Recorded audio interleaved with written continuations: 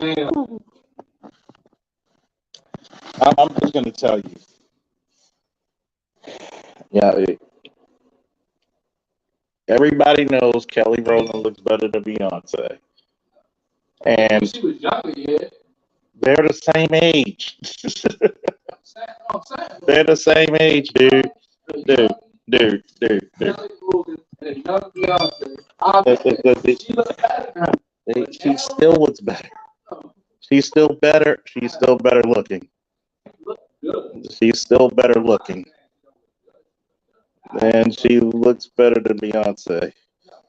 Yeah, yeah, yeah. I'm sorry. Like you're talking about like Nicole Murphy, Iman, like big and good. I mean, We all talk about the bad. Yeah. even this picture side by side, you could tell she's slightly above. I mean, you need to get glasses, nigga. Like, oh man, how y'all doing? Teaching the Padawan about beauty. Like, see, yeah, I'm teaching you the right way. If you think fucking Beyonce is better over fucking, if you think you got something fucking wrong with you, son, son. I mean, I'm not saying she's not a pretty and attractive woman, but if I have to level it out, there, Nicole Murphy now. Nicole Murphy now. The eyes full. I ain't gonna lie. When I see the picture, Nicole Murphy now. the eyes full. But What's up, Snowman AL? F Holiday. Salute to you, man. Always faithful. I'm listening. What's up? Oh man. Oh, talking shit in the evening time. Well, now night, damn near morning. Oh man.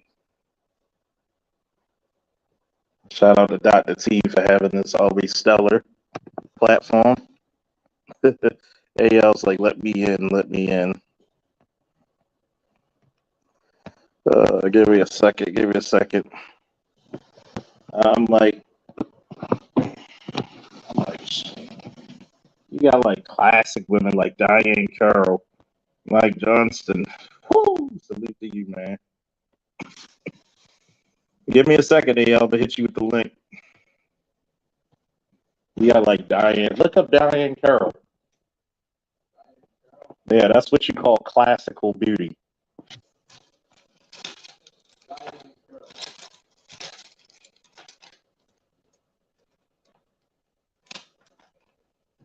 That's like that's classical beauty. are you saying she looks like Beyonce? Yeah, Beyonce be kicked the fuck up.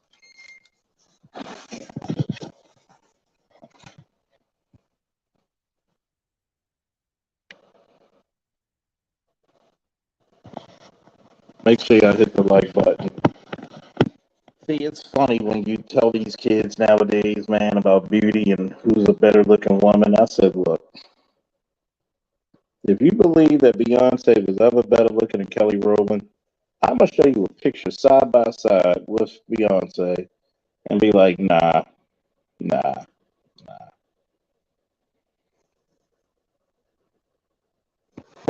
nah.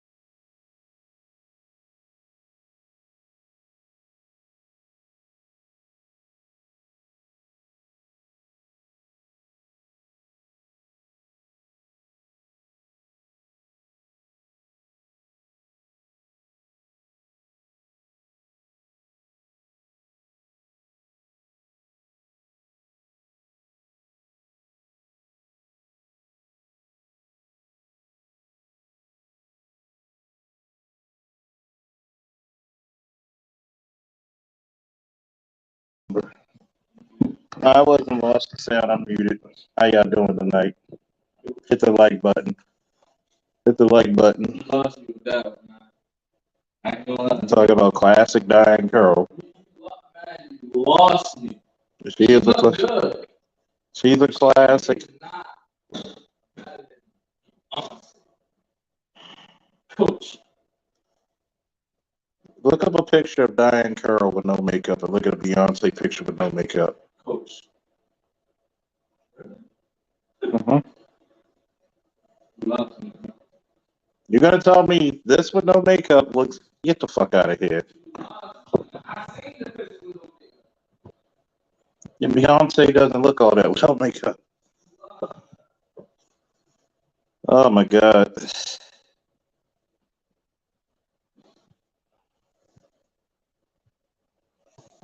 The nerve of these Negroes. Bit of truth, how you doing? I'm just gonna give my spiel real quick about a few things. I know Deion Sanders been in the news and been big talk. I'm gonna say this: Deion doesn't not owe Negroes anything. In fact, Jackson, Mississippi, Jackson State has treated him so poorly that he should have took his family to run from the fucking hills. It's disgusting. It's basically disgusting, man.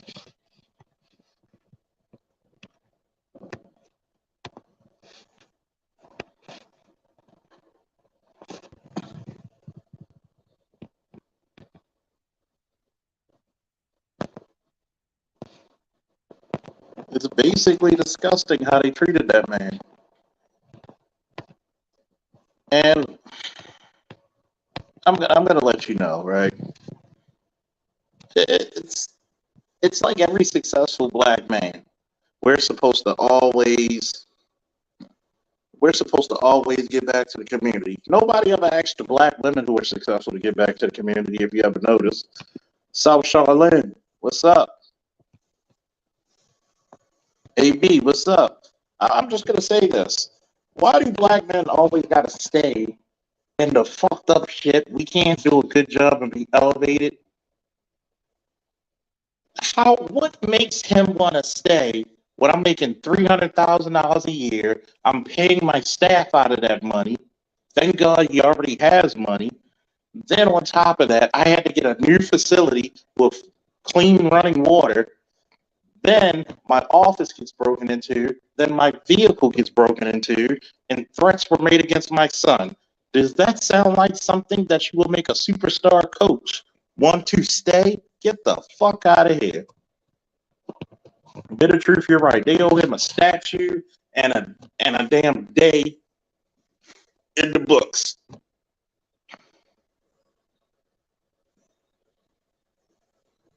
No, it is funny. This is particularly something interesting when it comes to black men in the community. We always have to give. You don't hear any other community asking their men, "Oh, what did you build?" We don't have to build anything. We build this structure. So when, yeah, they had to. How the fuck do you have a Hall of Fame cornerback, a multiple-time Super Bowl champion, cutting grass where he's the head coach? And see, this is the part where it gets me upset is black men do not have any agency.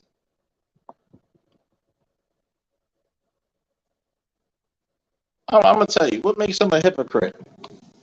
If you were on a job, right, let's say you were in the military, you went to OCS, you went from green to gold, right? Are you going to keep making, let's say, specialist pay when you could make first lieutenant, second lieutenant, first lieutenant, or captain's pay? Which one are you gonna take? You're gonna take the higher money, especially when I'm gonna be in a safer climate.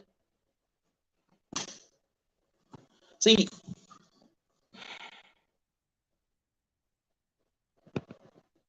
And I'm gonna tell you one thing about Courtney and O'Shea.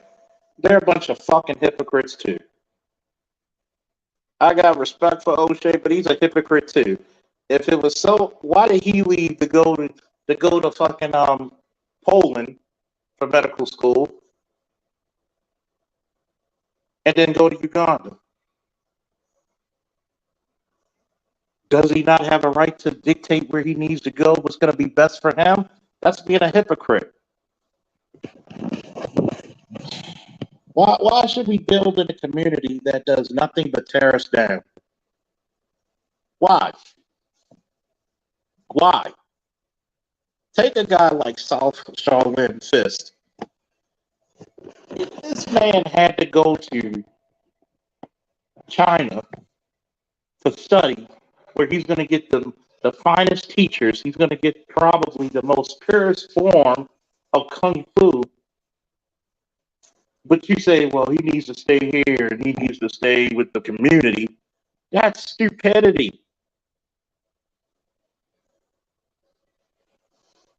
He's opened so, like you're right, Bitter. He opens so many doors and so many windows for black people and HBCUs to get funding.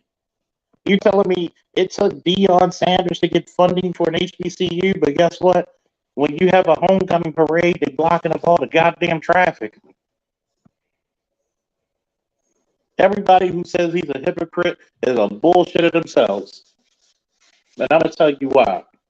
When they get super chats and donations, I don't see them Negroes giving it back. But like I said before, black men have no agency. That's that old mammy fucking thing that we have in the black community. You can't tell us what to do. That's destructive, man. That's destructive.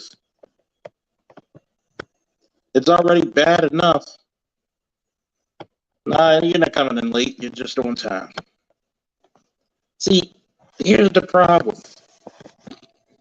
Black men have been told this shit all the time. There's a kid in Baltimore who had a full ride scholarship, but his mama was like, "Oh Lord, you're gonna leave me here by myself." Then he gets a job, gets in trouble hanging with the wrong crowd, spends a year in jail, and now mama looking like he was a good boy.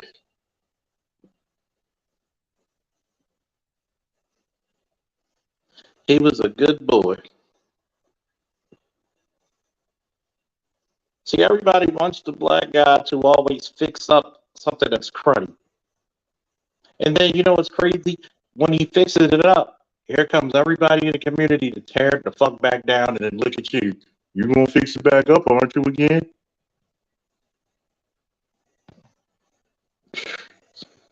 Charlotte said, man, also thought the man, listen, it's a struggle to get black folks to support programs to, let me see, a Miller rate, look, rate their condition, I'm not gonna mess that word up, they're conditioned via the local public fuckery library. I'm gonna say this, shout out to AV. Charles Faulkner Jr., some of the HBCU teams cannot afford to travel on the road to play games. That's shameful. That's because every time you go to an HBCU, the chancellors, the presidents, and the deans are sucking up the goddamn financial aid money.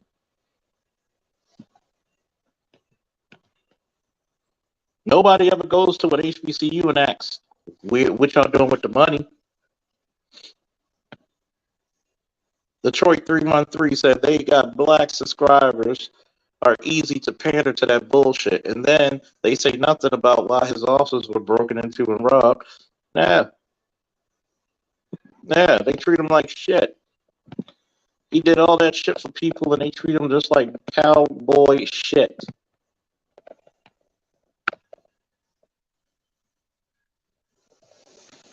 Think about it. I've been coaching for years. You go to the athletic director, who's also the goddamn basketball coach, which is a conflict of fucking interest, by the way. So guess what? All the money are going to go to your teams. All the money are going to go to your players. And when you divvy it out, this motherfucker says we don't have any money for the tournaments. And really, because when you call North Avenue, they say, hey, you're supposed to get at least 2 tournaments because it's in the budget. Oh, we don't have any money. So what the hell's going on with the money?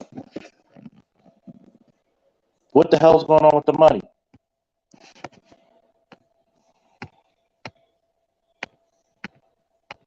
But I'm going to talk about this real quick before everybody starts speaking.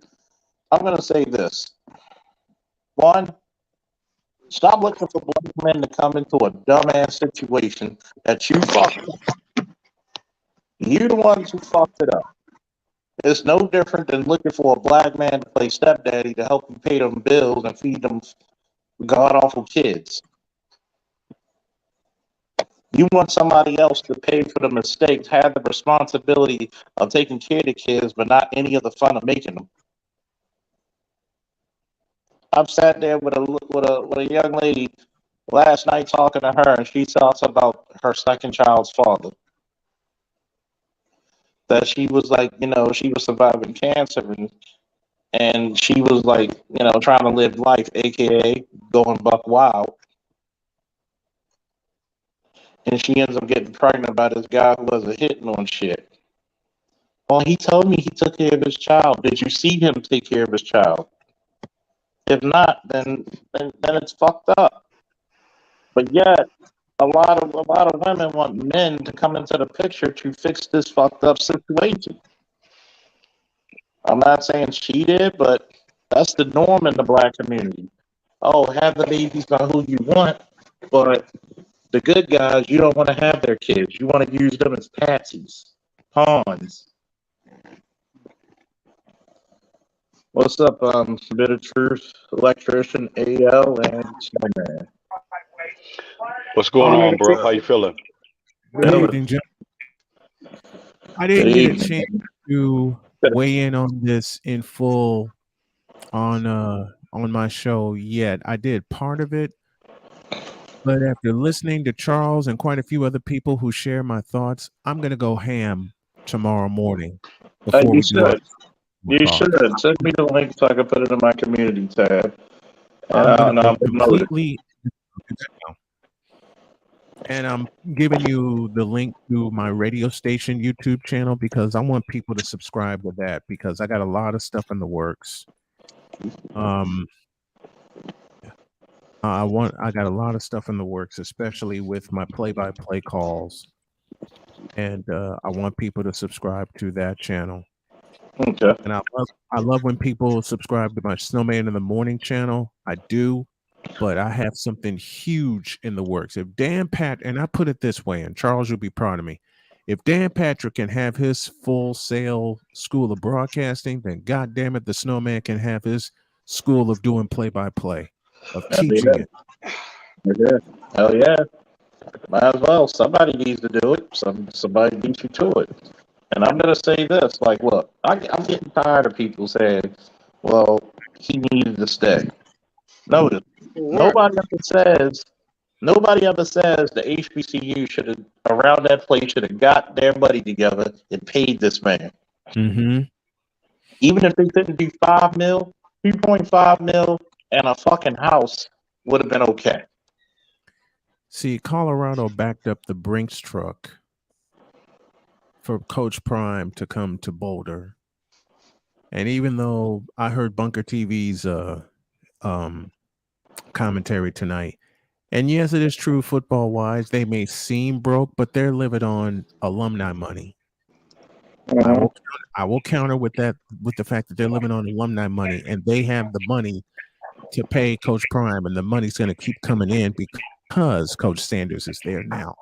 But like I said, I didn't go completely off like I wanted to. I will eschew the whip around, our usual lead off stuff tomorrow morning for a Snowman's take about Deion Sanders. And I'm going to take the first 20 minutes. I'm going to alert my crew of this, and I'm going to go completely in.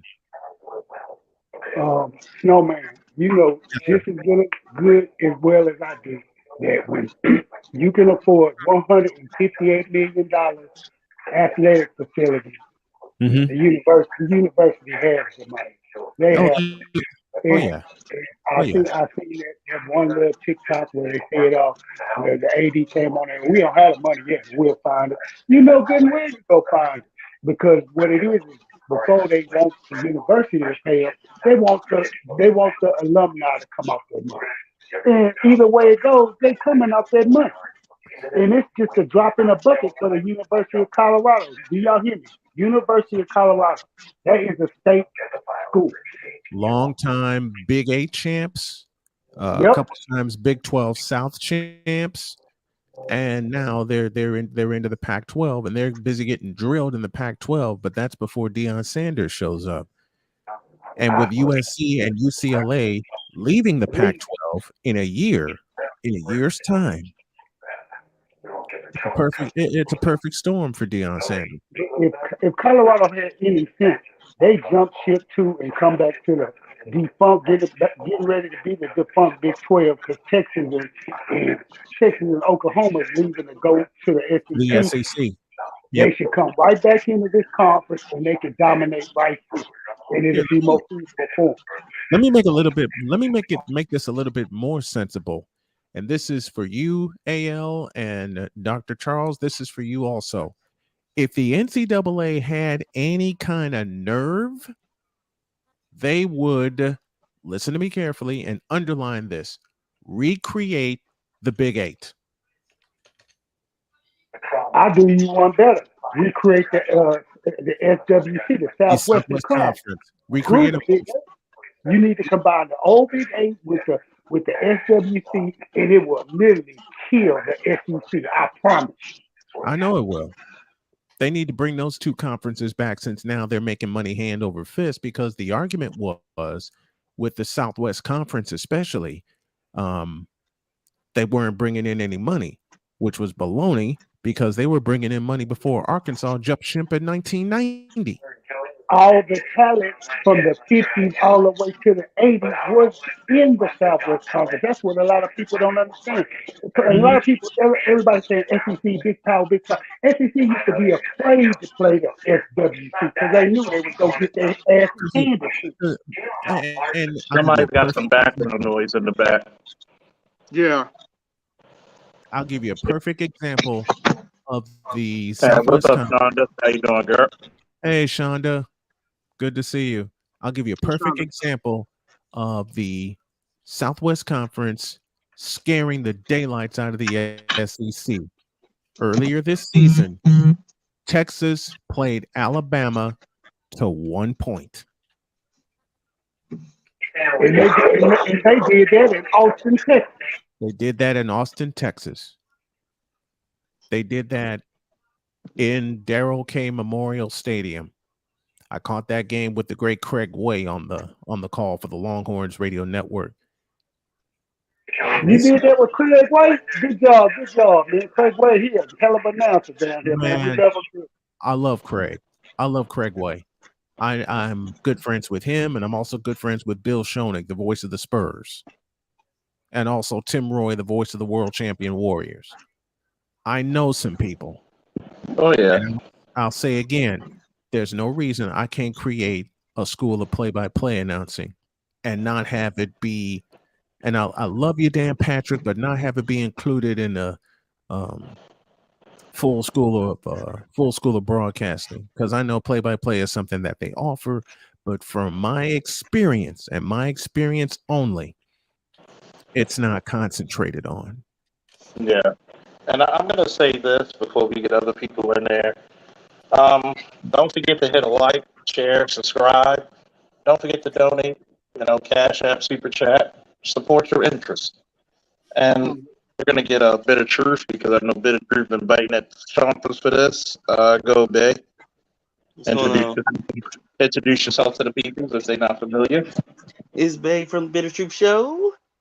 I used to do the consciousness content, but I kind of put that on the back burner because don't nobody really give a Please damn. do so. Ain't nothing but talking. I was used to doing, but I guess people just like talking, so it's fine.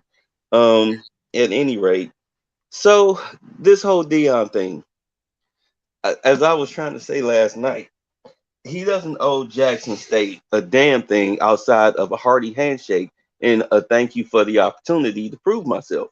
Because, as I was saying, if he would have failed, if he would have stepped in there into that crappy little junior college that probably would make a good series on Hulu next to Community. What, Last Chance He University? he turned them into a powerhouse, and he had to do it by himself. He built that whole program by himself. Like Charles said, he was paying people out of his own money because I mean $300,000 to a Deion Sanders, that's no money. That's no money. Um, and clearly Jackson State was taking advantage of his celebrity as far as recruiting, and not just for players, but also for students, and also with the income that he was bringing in. Because you see the things that he did when he went to talk to the clothier about making sure the boys look uniform, just getting off the bus. All right. The practice facilities, all of that stuff. He came in and improved all of that. And you're telling me that a regular coach couldn't be able to do that? Like, it all depends on who's, let's be honest. They were kissing his ass. They were kissing his ass while sucking the blood out of him. And when Colorado stepped in and said, hey, we want to hire you, because that program has been shit for a while. I mean, why else would they step to him? You know, you don't have a good program and then decide to hire a new coach. So at any rate, he's getting his shot up there. And everything that I heard him say to those kids in that little, what I think was a 15 or 20 minute or 1 hour video, where he let them know, hey, look, when you come here, you are going to eat, sleep, breathe, and drink football. If you are not with your head in the playbook or on the practice field, then get the fuck out of here. We don't want you. We don't want you. I'm going to teach you how to practice. I'm going to teach you how to play. I'm going to teach you how to train. I'm going to teach you how to read film. He said, we're going to make this a professional operation. Okay, because what else does he know? I don't know. Huh? Just to stop you for a minute. Doesn't Go that ahead. sound like a person? Doesn't that sound like a person who knows how to set a precedence? Of course. Yes. A person who better, Right. who better to learn from than one of the greatest players who ever lived? Who actually is a student of the game. Exactly. He Like, wasn't you just know, a player. And it's always a student of the game. And yeah, like I'll make this comparison, and I've made it so many. I made it so many times before. Being a student of the game does not dictate your age, because a coach who was a student of the game for both college and professional before he passed away, the late great Bill Walsh. Oh, of course. yeah. I mean, when I look at guys like him, I look at guys like Peyton Manning. I look at guys like Brady. I look at guys like Ray Lewis. Like, they will study your ass. They will know your count better than you. I They'll be am like, 100% surprised that Tom. I'm sorry. I'm 100% surprised that Peyton Manning did not go into coaching when he retired. Yeah. Yeah, Some people just don't surprised want at to that get that headache. I know Ed Reed, he's down in Florida. He's in I believe Miami. They go to Aldonado as a DB coach, I think. Who? And Ed Reed. Okay. So Yeah. it's So he's getting it going. He's got a taste for it. But I see Deion probably jumping to the NFL level in about 5 to 7 years. Negative. I'm thinking sooner than that. But Adamant said he does not want to be a hold on, coach. we're gonna let Dave finish his thought, then we're gonna go to who wants next. Well, I'll take it. okay. My saying to that is that I think he wants to at least win a national title, if not compete. But I do think he wants to win a national title before he, throws his hat into the ring or start entertaining offers from the NFL coaching ranks. Because I mean, the thing is, he's already successful at Jackson State. He wants to be successful as a college coach before he makes that leap. Harbaugh did the same thing. He was successful as a college coach before he came to the NFL, and of course, he was successful here. Then you have what's his name? Help me out. Jim Tressel. You guys remember Jim Tressel? Look at Jimmy Johnson. State before Ohio State. I mean, look Right. at Jimmy Johnson. Jim Tressel, he started off on them little small schools, them little, community college schools, worked his way up to Ohio State. And then when, that whole thing blew up with Pryor and whatnot, and he was going to get suspended and censored and all of that stuff, he went to Indianapolis. And he was supposed to have been the new head coach there, but drinky, pilly fucked that up. Mm-hmm. The owner, Irsay, he fucked that up by firing Napoleons. And, of course, that destroyed Andrew Luck's career. But, you have a lot of people who have gone the same route as Deion Sanders, and they've either got to the quote unquote mountaintop or they got derailed. Personally, I would say as long as he continues to do what he's been doing with his life, which is avoiding controversy, being a winner, being studious, I can see him coaching in the NFL in about 5 to 7 years easily. I can actually see what's going on right now with all of these kids jumping into the portal to come and play for him. You see Alabama's one of their star running backs is went into the portal because he wants to go to Colorado. Did y'all catch that? Yes. Yeah. Right. It's the only one. In Alabama, the receivers done left. You got 3 or 4 from Texas A&M who are leaving. You go have them coming from left and right. Now, I heard exactly what you said on the notion of him going to the NFL. Let me clarify something. Hold on before you go there.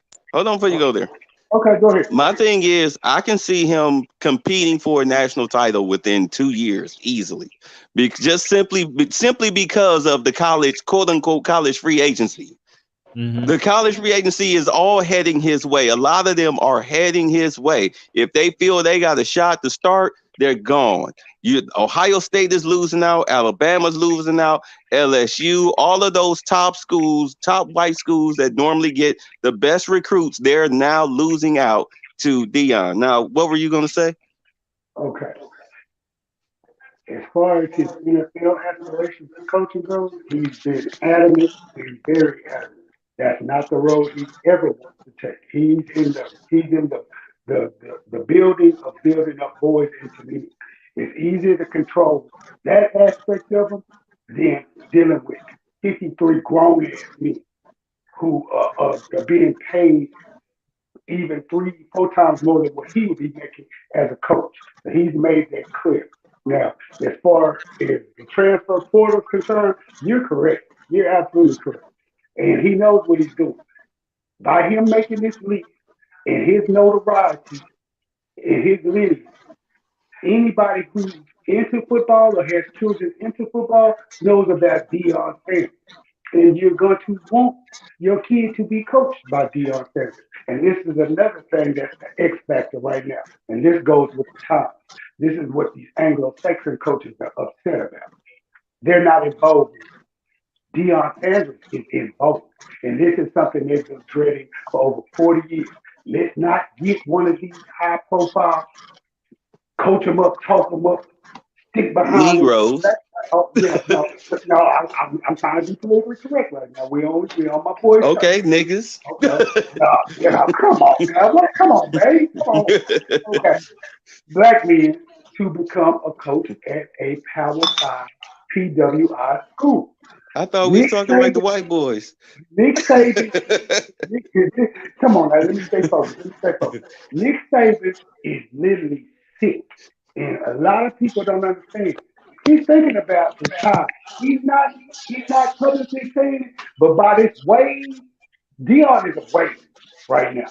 And by him going to Colorado and the nation's high school athletes are seeing this, man, he is not worried about what's left at Colorado on that roster right now. He's about to clean house. and he has the ability to clean house. Because if you know anything about college football, every year they recruit more and more. It's a me. So he's not tripping. Colorado AD is not tripping. Their president, their chancellor's not tripping. You know who's tripping? The Pac-12, the SEC, the Big Ten, the ACC, the Big East, the SEC. All those major conferences, they about to lose their corn-fed big boy linemen. They about to lose all the speedy brothers around the nation. And it's gonna come to a point Deion ain't gonna be able to accept all of them.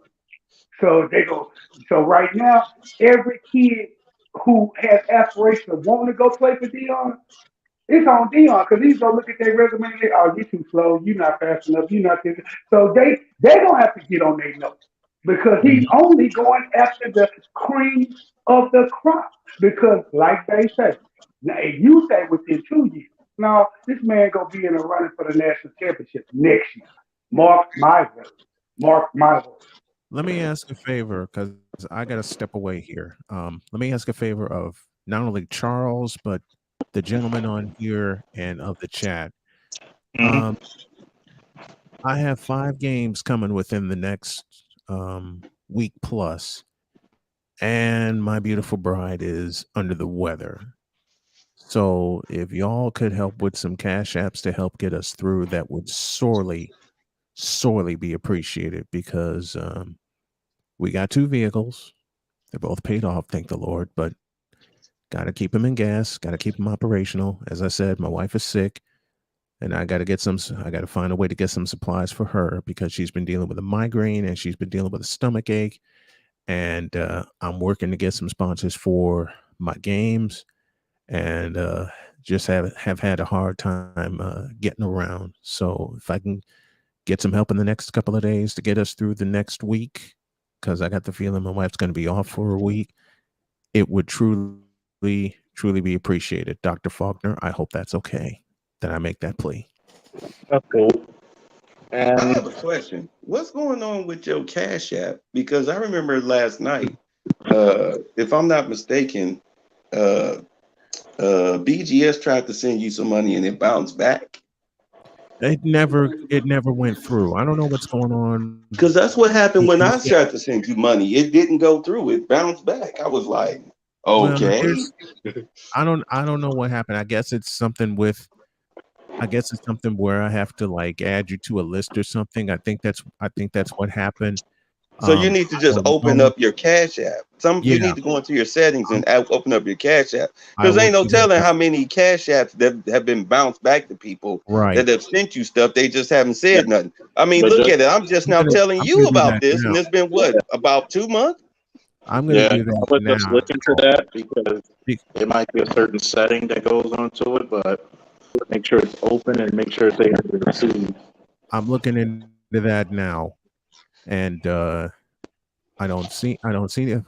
Let me check my privacy. I'm checking the privacy now. Yeah, check your privacy settings and whatnot, because because you don't have people's numbers. That's probably what it might be. I'm not sure.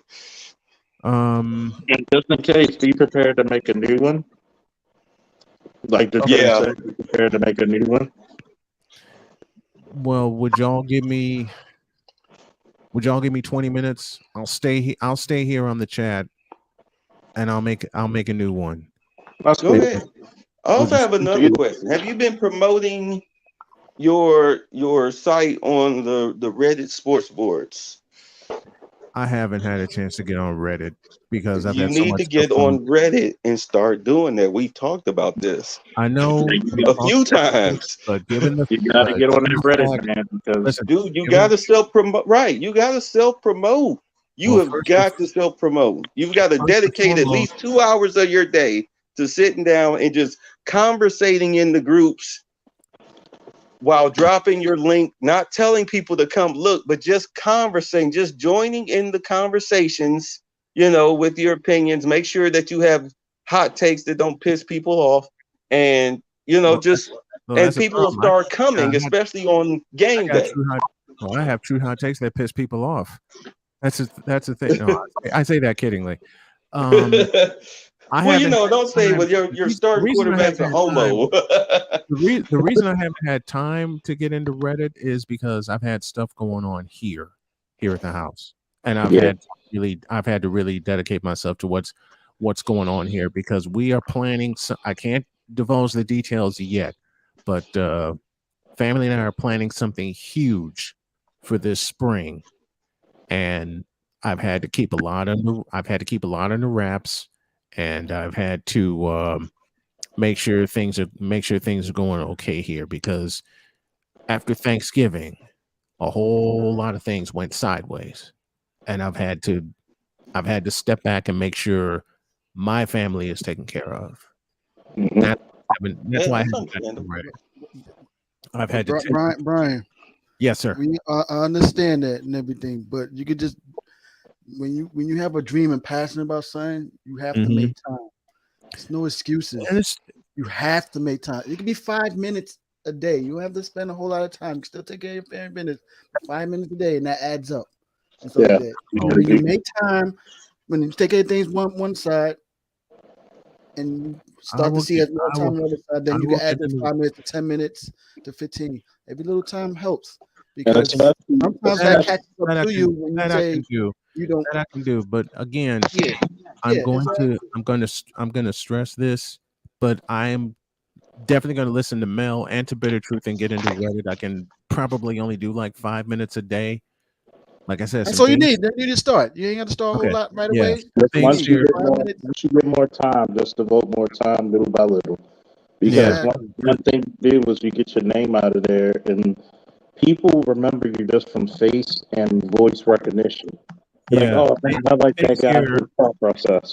Yeah, with things here going sideways, basically since Halloween, I've had to pull a lot back. But I can dive back into Reddit for only if it's only like a couple minutes. If only like a couple minutes a day, I can do that. But And I've now, had now to that you make. start developing a routine, committed Mhm. you to your dream. So you see another pattern right there. Now it's becoming more of a norm now. I'm doing a routine 5 minutes a day, and then it start to grow into 10 minutes a day to 15 Yeah. minutes. Start to grow, but you're Yeah, growing into routine, getting used to things. That's it. it's Yeah. just like Okay. exercising. Exactly. It's just like exercising. When I get up every morning, I get up about between 4 and 6. I drink my coffee. I worship the porcelain shrine. Then I take my 1 hour walk, and then I come in, I shower, I'm out the door. Yeah. You know what I'm saying? I'm out the door, and then I'm back before the sun comes down because I mean it's Atlanta. It's get crazy out here at night. Right. So Right. but I have a morning routine, and one of the things I do once I get in the house, Mhm. then I do all of my internet stuff. Okay. I do I check my emails. At the same, then I'm listening to people's YouTube channels. You know what I'm saying? I'm making sure the house is clean. I'm eating. I'm multitasking really because right now I'm washing. You can't hear it in the background, but I'm washing. I multitask once I come in the house because if I don't do it, who the fuck else will? True. Very true. Right. You've All got to right. get it done. I mean, I'm not finger wagging you or nothing, but I know you're not. I know yeah, you're not. I know you're not. You gotta trying to remember, lift you up. I'm Everything lifting you up. everything on my Cash App is open. I'm looking at my privacy and security settings. All right, Charles, send him $10,000. See if it go through. I mean, he'll send it back, but Listen, I will switch as far as Charles goes. I will settle for a partnership with Black Lion Security Firm so I can make some commercials for him on my show. I will settle for that, and that's to get started. And I got it. I got the selection where I can allow others to find me, and my tag is in the back chat. But let me get off of here. I've got to get ready for my show tomorrow so I can get some rest at night, and I'll stay in the chat for as long as I can, and I will work on getting a new Cash App done. And I'll have that ready, and I'll place both tags in the chat for you guys. So let me get on out of here. Thank you, gentlemen, very, very much. I love y'all. Mel and Bitter, I will be diving into Reddit beginning tomorrow, and I appreciate it. Amen. Hey, hey, Brian, real quick, bro, real Yes, quick. sir. Yes, sir. I just look in the private chat real quick, and Got you. yeah, I got you. Okay, cool. All right, Very, bro. very cool. I appreciate it. Not a problem, brother. Did you copy down the tag? The Cash App tag? I'll tell you. Yep, I got you. Okay. Yep, I Thank you got it. guys. Thank you guys very, very much. Like I said, I'll stay up in the chat. If I create a second Cash App, I'll drop it. Use them both. That's all I'll say. I'll use them both, and I will be getting into. I'll be diving into Reddit and getting some auto posts set up because I got a program that I'm going to start using now very soon. So thank you guys very, very much. Dr. Faulkner, I love you. I love you guys. Thank you so much. And electrician, bro, thank you. Thank you all. I appreciate you guys. You got it, brother. Thank you. Oh, man, I have to read on Twitter, man. What the hell Hollywood keep putting woke shit in franchises, man? What did they fuck up now? The up and coming new Transformers movie, the Rise Oh of the yeah, Beast. with the gorilla transformer. Yeah, the one based on the Beast Wars. But the director says he gonna put it's about black and Latin culture. What the? Oh my god!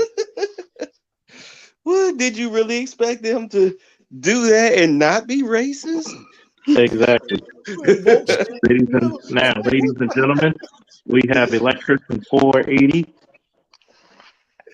One of the hardest working things out there in the blue collars. What's going on, y'all? How y'all doing tonight? We all right. What do you got to say about today's topic? About you know, making Wednesday till Friday night. Saturday night. You know, I was thinking about this Deion Sanders situation, man, and I'm just gonna put it like this. I think, Bitter, you said it best. I mean, he came, he saw, he conquered, and it's time to move on. He's leveling up. Right. And there's nothing wrong with that. They don't own him. He don't own lifetime him anything. Contract. If he'd have failed, would they be talking shit? Would they be talking shit about him leaving if he'd have been a failure? No, they'd be laughing at him and mocking him and like, you ain't shit. They want him to have a $300,000 lifetime contract in perpetuity. That's what the fuck they wanted. You keep just getting this $300,000, and that should be good. Do y'all not know how much this man is really worth and how much he's accumulated in his lifetime? This is peanuts compared to what the fuck this man has made. If you ask me, I mean, I'm not trying to be evil, but I mean, I've been down here. I was in Atlanta in the 90s. In my 20s, so I've been around all up in between them HBCUs and everything. Those places are nothing but fucking vampire schools. All they do is suck your money.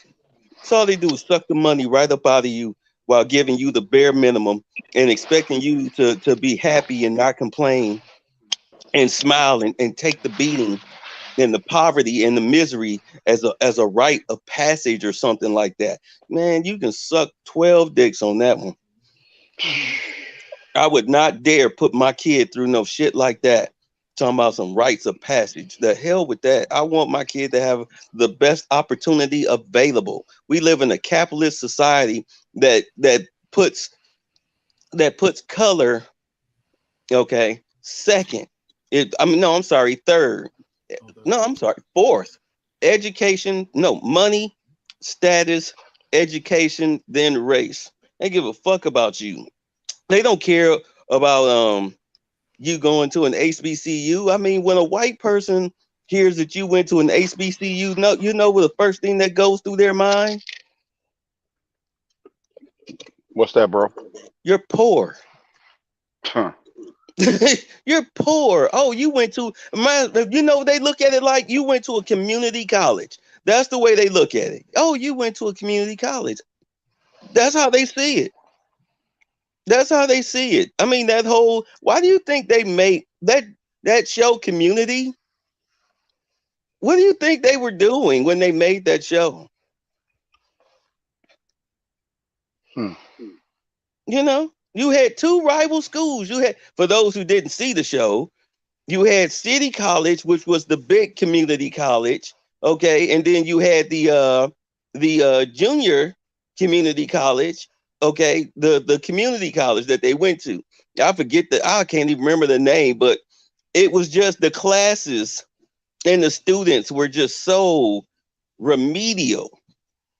And I know that you feel like you're taking college courses when you're going there, but let's be honest, how many people are actually respected for their HBCU status in a business sector, in the private sector? Matter of fact, even in the public sector. I mean, sure, amongst us, those who actually think that means something to them, we can, okay, you're an alum and do all the little handshakes and little quick little step and fetch it dances that you want to, but it don't amount to nothing. Not to mention the debt that you incur going to a school like that won't help you get a job to help deal with the debt. All of these black women that sitting up here, college, most enrolled in college and whatnot, where the hell schools do y'all think they're going to? Ain't no, That's it. Yeah. That's right, where they ain't going. no, I mean, right, they're going there. And I want you to finish your thought, electrician. what's that, bro? I want you to finish your thought. No, what I was gonna say is that I'm sorry. Go ahead. you good, bro. You good, better. Um, going back to this situation with Dion, I mean, they really wanted him to be the next Eddie Robinson. They wanted him to be on a slime ball contract, and but he completed the mission. He's moving on, and I'm happy for the brother. I mean, the thing about it is what it's kind of like what they expect us to stay in the worst, excuse my French, the shit, and just be happy and just take it, not moving up. Man, if this was in our community, if a black woman, say like such as Oprah, yeah, girl, yeah, you go ahead, get that $1 billion. You a billionaire now, man. We get criticisms. We just get criticism. This brother is moving up to help his family and himself in a much better situation. I think he's gonna turn the program around in about, like you said, better about 1 or 2 seasons. But the thing about it is that the brother made the right choice, and I ain't mad at him. That's all I'm gonna say about that. He did what was good for him and his family. There was a strong possibility that his son could have got shot and killed out there Thank you. in fucking Jackson, Mississippi, hanging around with them jealous ass, goofy ass niggas. You know what I'm saying? Because do remember, his son was threatened. They didn't break into his office just because. They didn't break into their cars multiple times just because. It's because of who they are. And these fucking, you got these sour faced niggas who see somebody that's actually doing something positive, doing something good, and they have you talking about a hater. That's a hater. Somebody trying to help you get on the right path is not a hater. Somebody trying to hold you accountable for your bullshit is not a hater. But somebody that'll break out your windows and slash your tires and break in your shit and threaten to kill your child or something like that, those are haters. Those are haters. Those are your Absolutely, crabs in the brother. barrels. And he Absolutely, had to brother. get right. And he had to get him and his family and them kids out of that shit. I mean, you got to look at it. A lot of us have a big heart for HBCUs. Those are supposed to be our schools, right? Our educational institutions. But god damn, how much shit happens on an HBCU? And don't get me wrong, them PWIs got their shit too. But you should not have people as affluent as the Sanders family getting their offices broken into, their cars broken into, and think that's going to keep a person and motivate a person to want to stay, especially when he's underpaid and underappreciated. Something just doesn't rank with that. I mean, I look at things like, I went to a concert on Coppin State, right?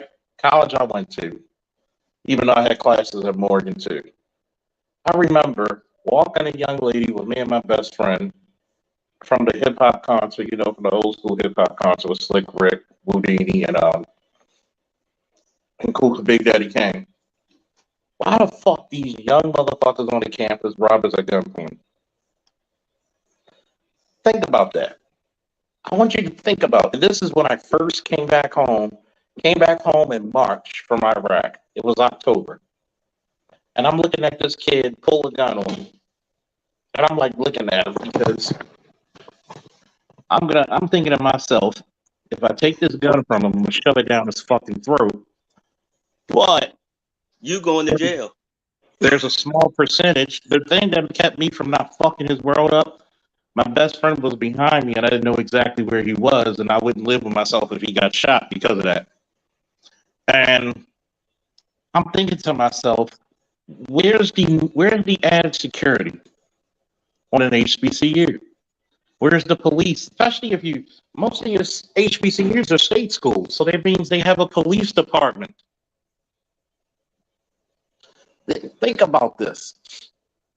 The most underfunded part of your HBCU is the fucking law enforcement and security. So your kids should not have to go to school and worry about if they're getting jumped, robbed, or shot at. Y'all mind if I jump in? I'm gonna jump in with a few facts that a lot of people don't know. All right, when college football starts their season off, a lot of the Power 5 schools schedule some tune-up, what they call tune-up games against inferior product, meaning smaller universities and whatnot. And they'll pay these universities X amount of dollars to come to their major universities and get their asses kicked, right? Deion Sanders exposed this past year, where he said he had a chance to schedule some big time schools when everybody was trying to, well, why don't you schedule Alabama? Why don't you schedule Ole Miss and this and that? And he told them it's not a matter of me scheduling to get my boys whipped. It's a matter of why would I do that and you not paying my university that much to take this L when I've seen what you pay other small schools. Like, take for example, Appalachian State will go up and play Michigan. And just recently, a few years back, they upset them, right? And that was like a shock in the football world. Do you know they paid Appalachian State damn near $1.2 million to come take that L? But another power university such as Michigan will call on a black university to come and take that L and probably want to pay them $300,000. Now, mind you, that little payment that you would give, the athletic department has to cover the plane ride for not only the football team, the band, the food, the meals, 3 meals, and 2 nights. As far as getting put up in not no Motel 6 and then we talking about Embassy Suites type hotels, correct? This comes, it's not coming off the major universities' budget to pay for all this, which they would do for any other university who comes in. They take care of those universities.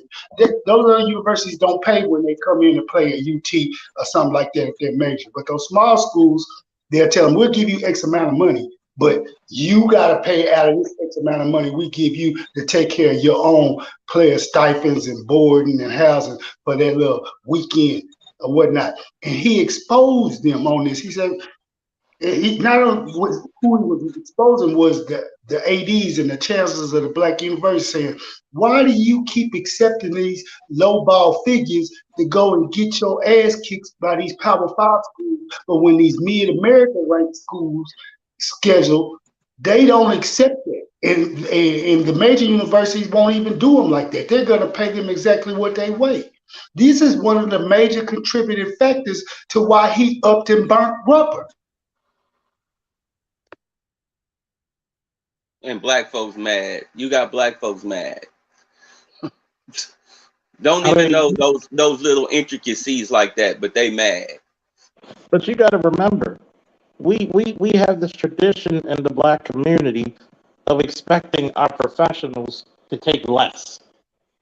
I'm supposed to go to an electrician and ask him to do a job for me in a house or in a commercial property, and I'm going to try to lowball him but I'll be damned if I do it to the white boy. Not lowball them, Charles. Call it like you is. Electrician. You know I need the hookup, Yes, bro. Bro, give me the hookup. right. Let, Oh let yeah, me that's answer the real. Let me answer the real right quick. He said, if only the culture had this much energy for bringing black men into the classrooms as educators over the past 40 years. I'm just saying, well, teaching pays shit.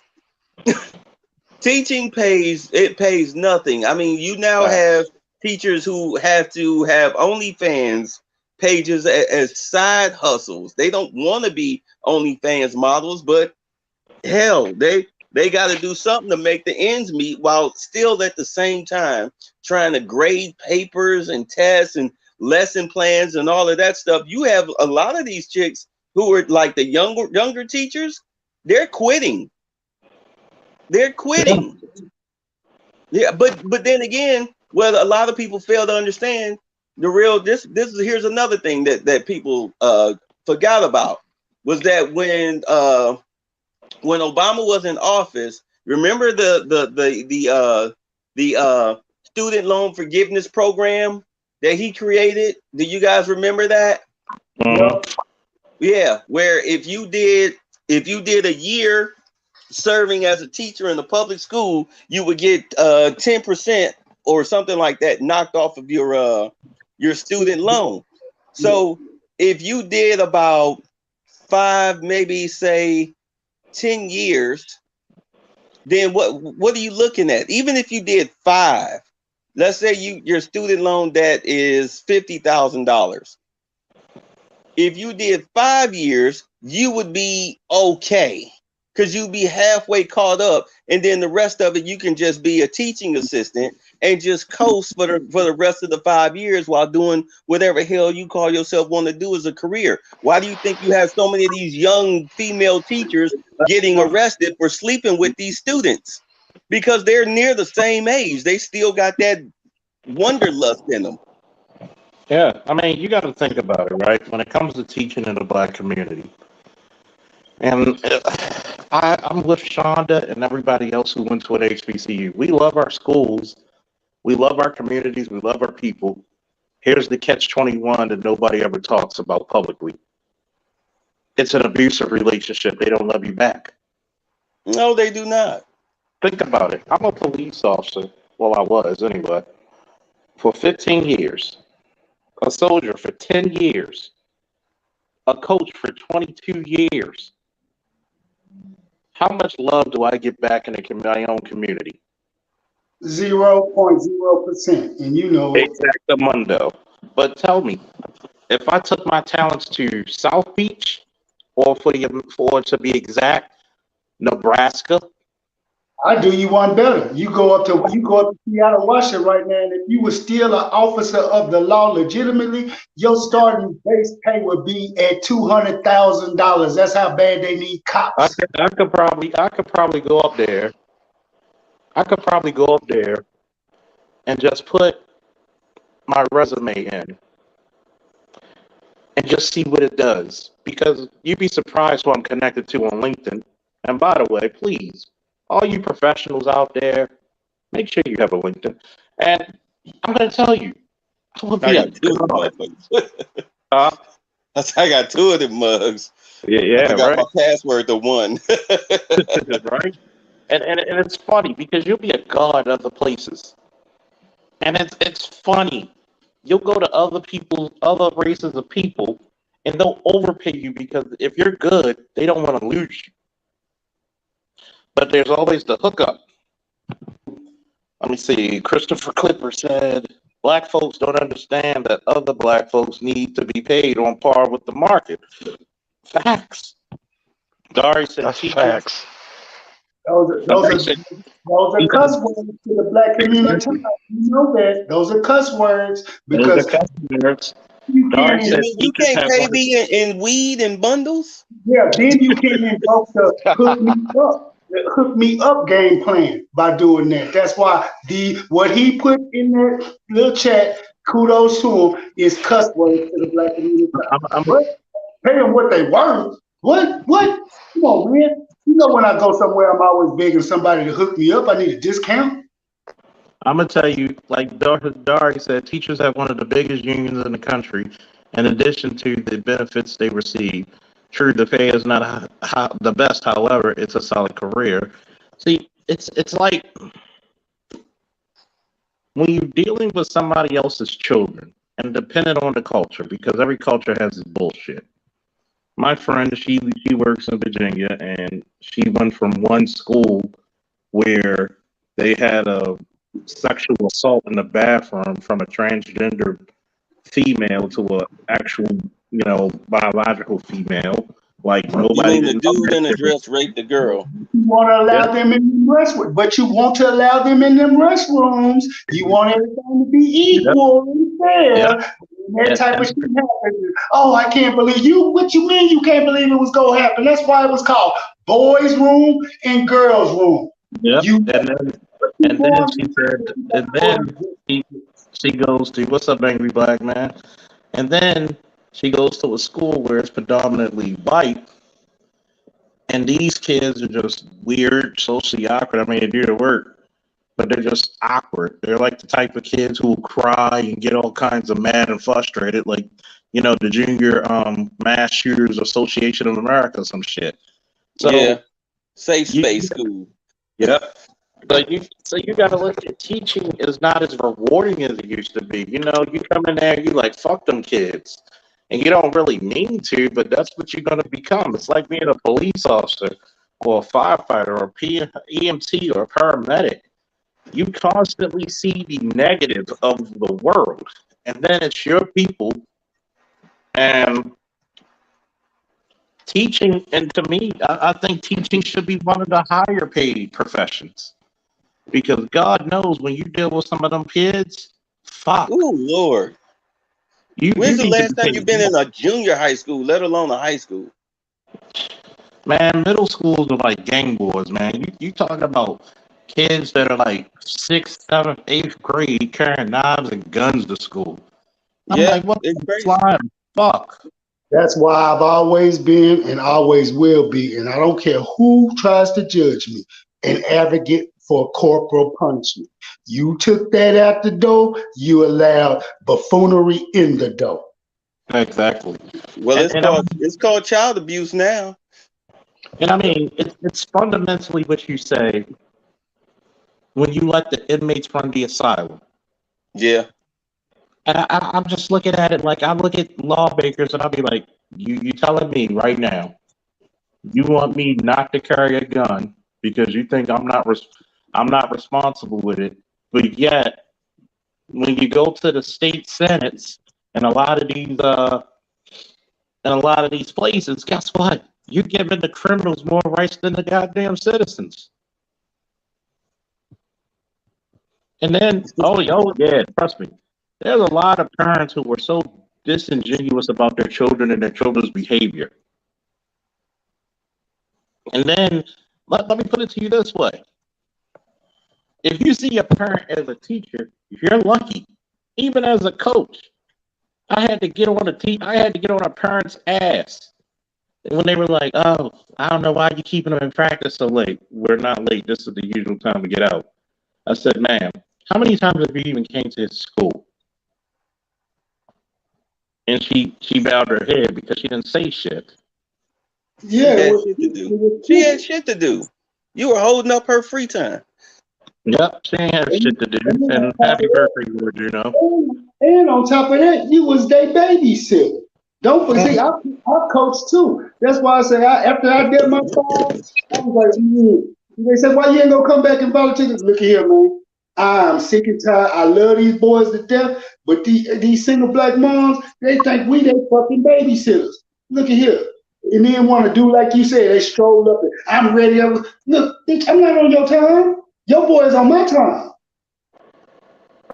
Yeah. And then you gotta remember that one of the tenets of the three things black community does not give a fuck about is education. And it shows. It shows. I mean, our lady of the one of our ladies of the manosphere, Shonda, said it best. Look at the amount of the alumni and look at the amount of the alumni that supports. It's crazy.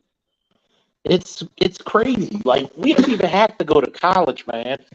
How many of these kids are getting fundamental education at grade school, elementary school? Are you kidding me? They you find out that these small colleges, they actually they'll hit these students with high school courses for the simple fact that because of let me back it up. I had a coworker. He used to be a teacher. He was a teacher for 14 years. He quit because of Clinton's No Child Left Behind law, to where you pretty much didn't hold the kids accountable. Why do you think so many people today on social media can't read or spell or talk for shit? Because they get an 8th grade education. That's enough to learn how to read, write, and count on a functional level in this society. Clinton's program. All right. So now you got, hold on, let me finish it. So with that No Child Left Behind law, they started just graduating people who really should be like 26 in the 9th grade. You know what I'm saying? They just let dummies through. And as we've already discovered, if you had a C average as a black female, you could get a scholarship or accepted into a college. You could get a loan, a student loan. All you had to do was just get accepted into the college. You know, and then now you go to college and now you wondering why your courses is like basic high school math, basic high school English, because shit, they need to figure out if you know how to read, write, and count on a college level first. Yep. Clinton's program was nothing but social promotion. That's all it was. So we go socially promote these kids up, knowing good and well they were not equipped with the fundamentals in reading, writing, and arithmetic. You're correct, right? You're correct. Right. And then you wonder why Deion Sanders was struggling with Jackson State. You wonder why HBCUs are falling apart. I mean, I was living down here when what was it, Morris Brown lost their accreditation. And it's like, well, how did they lose their accreditation? Oh, the president and her cronies was stealing the money. Sound like Paul Quinn College to me up in Dallas. How familiar does that sound? Misappropriating funds. How familiar does that sound? Yeah. And I mean, you got Christopher Clifford saying both my sisters are school teachers. The horror stories I hear from them, horror. Say that last part again. You broke up.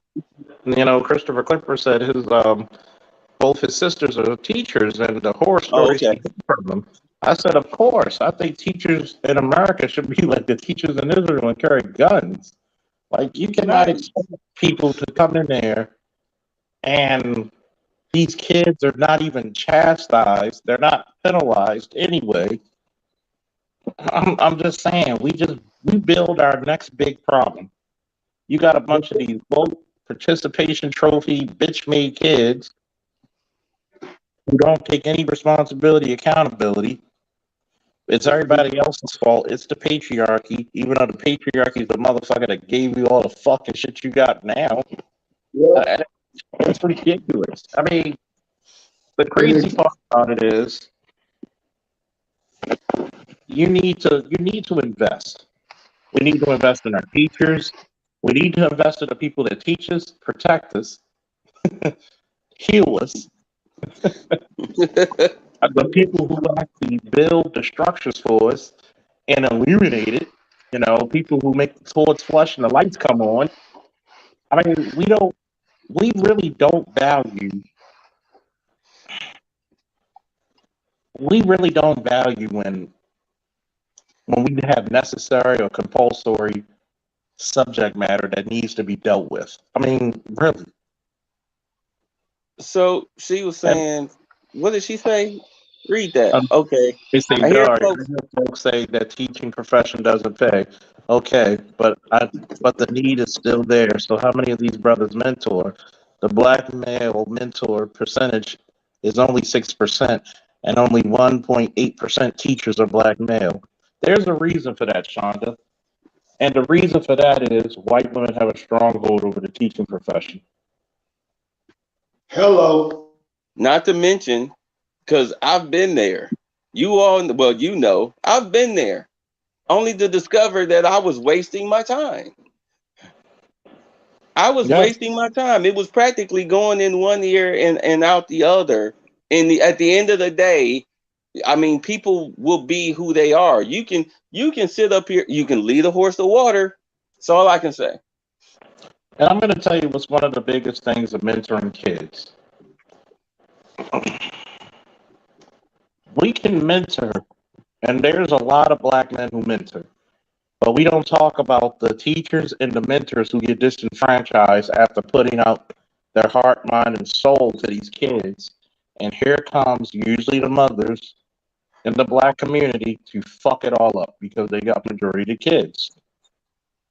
You got a lot of good brothers who put a lot of shit into it. And then you'll have brothers who help buy clothes for kids because they're needy. And the mothers will look at them like, why can you buy these clothes for these kids too? You're like, well, god damn. Won't even get a thank you. Won't even get a thank you. And here's the crazy part. When you try to correct the child and talk to the child, I've seen it so many times. You can't talk to my baby like that. I was just about to allude to that. Yeah, see. I was just about to allude to that when you were talking about, the teachers and whatnot. They send them to school, don't want them to be disciplined, don't want no corporal punishment, but then turn around and walk up and look at these teachers and these administrators in the eye talking about, why you can't control these kids? Well, shit, why can't you control your kid? And then you got to look at it. An HBCU reminds me of a black city, a predominantly black city. I understand that you want to do what the white people can do, but we can't do that. We can't do the same shit they can do. And the reason why is because we're going to be severely penalized. What was the ex-mayor? What was he of Detroit or Chicago? Kwame Kilpatrick. Yeah. Look how they fried. Oh yeah. Look how they fried Catherine Pugh in Baltimore. I mean, really. Look how they fried Sheila Dixon of Baltimore. I mean, every time we got so many fucking examples of when black people get into these positions, we just pray. Can you do right by a motherfucker? Can you lead us to the promised land, please? But you know that you cannot do the same thing them white boys and white women do. And think about it. It took an act of God when that PWI was exposed by those upper class white people were getting the forgeries and the signatures from the students and the teachers for their testing.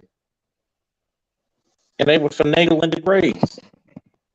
I mean, we had an act of God right there. I mean, and Christopher Clipper said Charles went ballistic when Baltimore school performance. I don't even want to fucking hit the cash, hit the super chat. Speaking of super chat, Don't bring Lover, thank you for the $5. Charles will get depressed if y'all bring up Baltimore schools. Don't do it. Bez Lover, thank you for the $5 super chat. They said JSU was stealing funds from the football program. It's not confirmed yet, but we all know it's likely. Yeah, fact. I mean, here's my shit, man. I want HBCUs to be successful. I want them to be successful.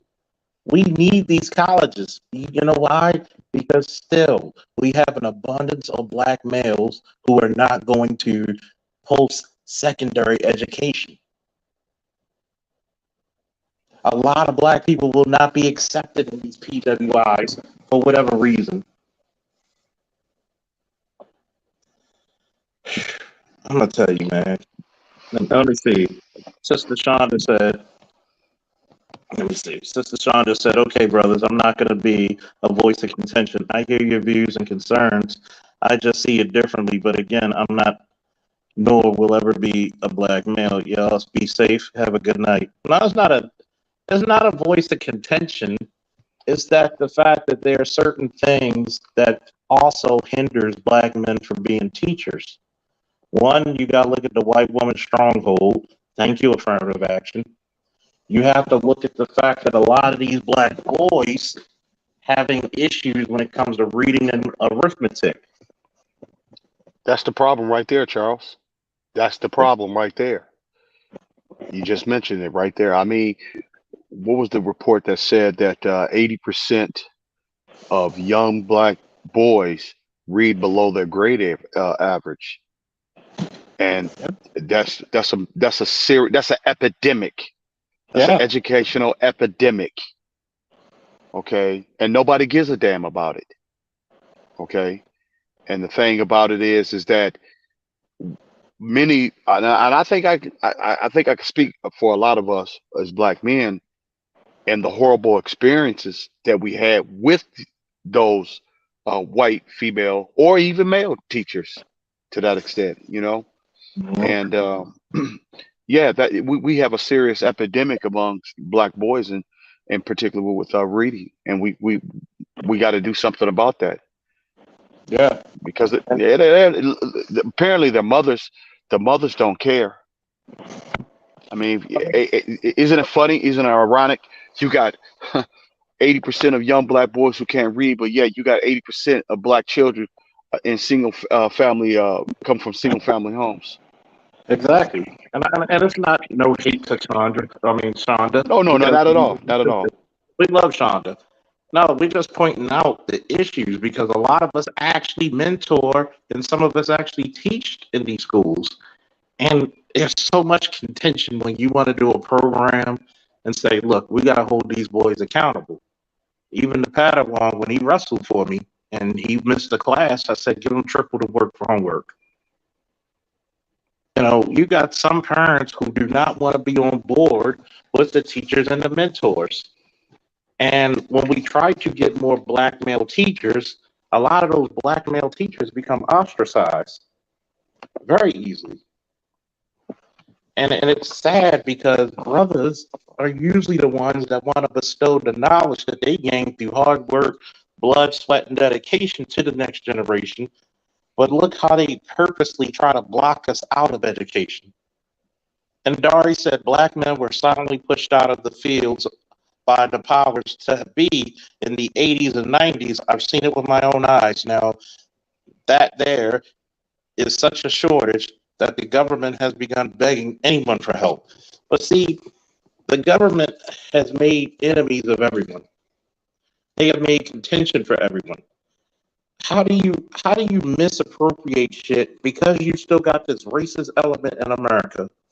Literally will lose $50 billion a year, just not to hire black men who can take you out of a recession.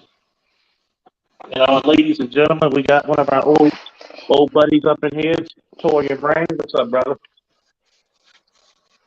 What's going on, Charles? How y'all doing? How y'all doing? How you doing? You graduated from Howard, right? What's good, bro?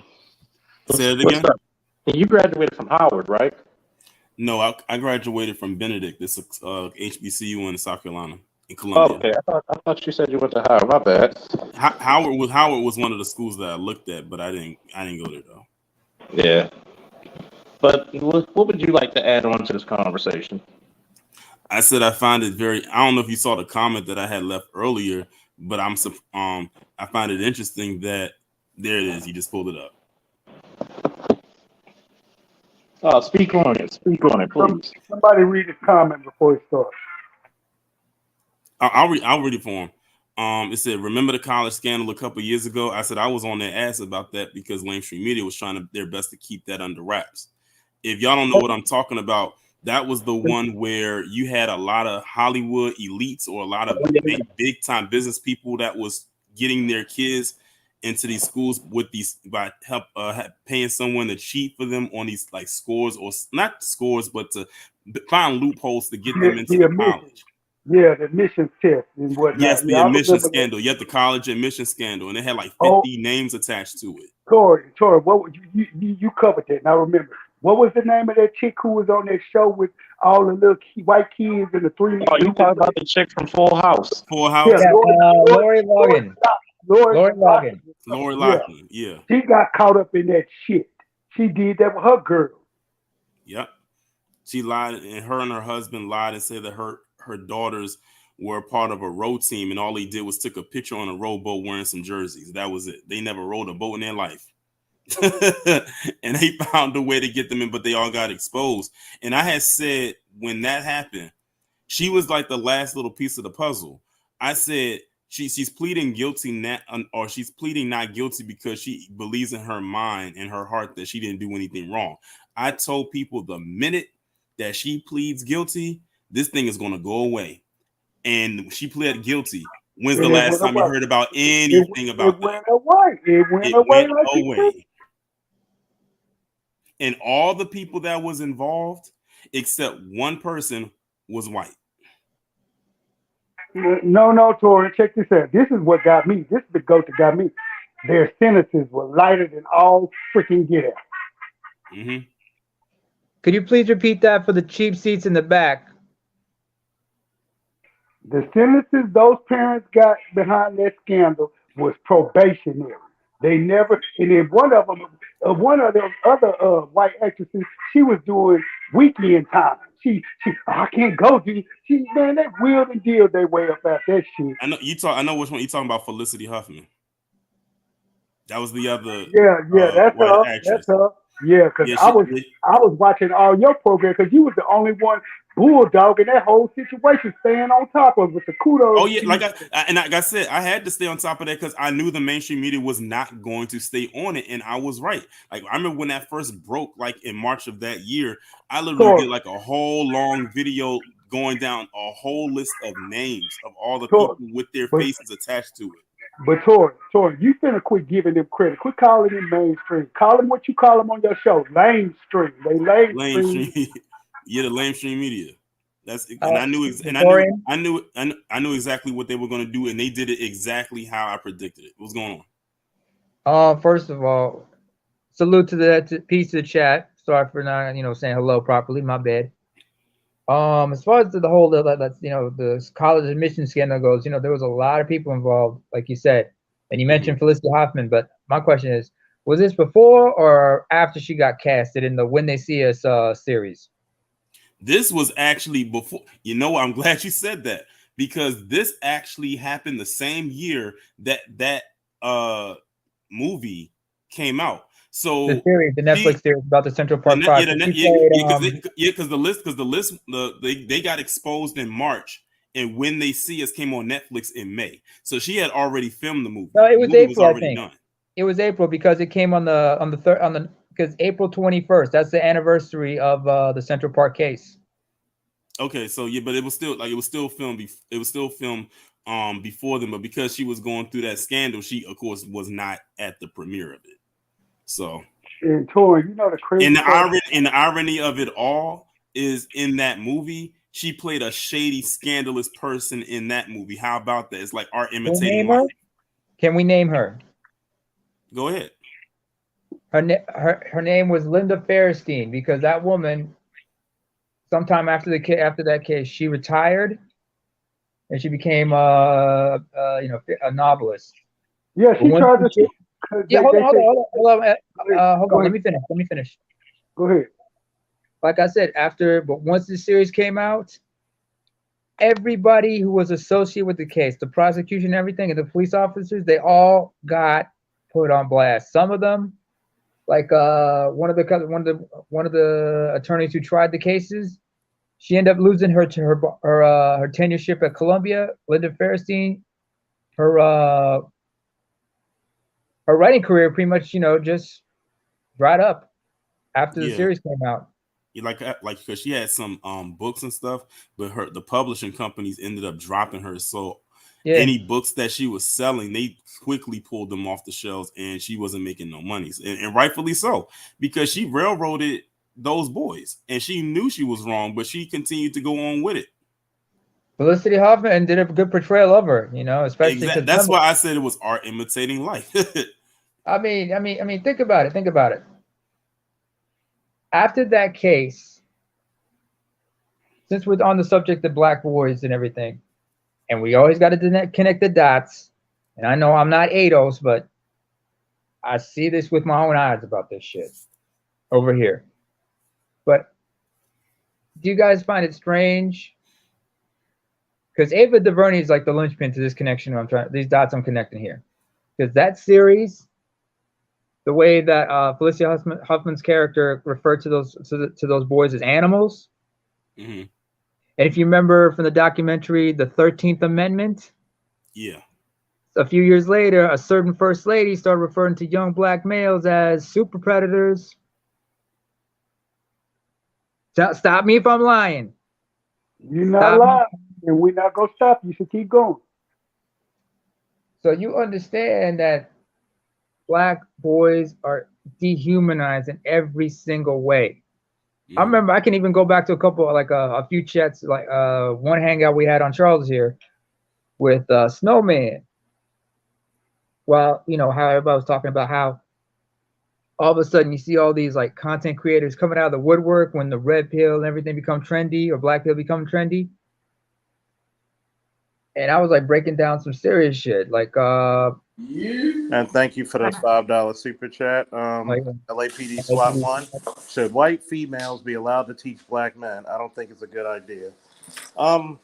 Sometimes it's not a good idea, but studies have shown that black boys, white women are better mothers to black men than black women. They've actually seen more. They actually took more initiative and more incentives into teaching black boys. So Barack Obama, anybody? When you actually have white women who actually acquiesce to masculine leadership because it's part of their culture, those black boys actually excel. And that's a goddamn shame, by the way. But continue.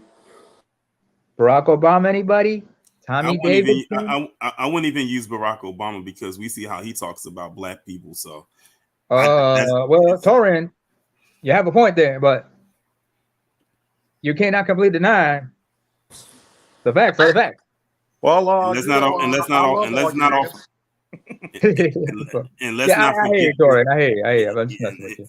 Yeah, and let's not forget that the reason why the Academy got so much leeway now is because it started with him. But that's a whole nother rabbit hole that I just leave on my channel. I'm not trust me, you already know, Tori. We go way back, so you could go deep in that hole, man. We make rabbit holes in the elephant holes over here. I make a habit of going to rabbit holes.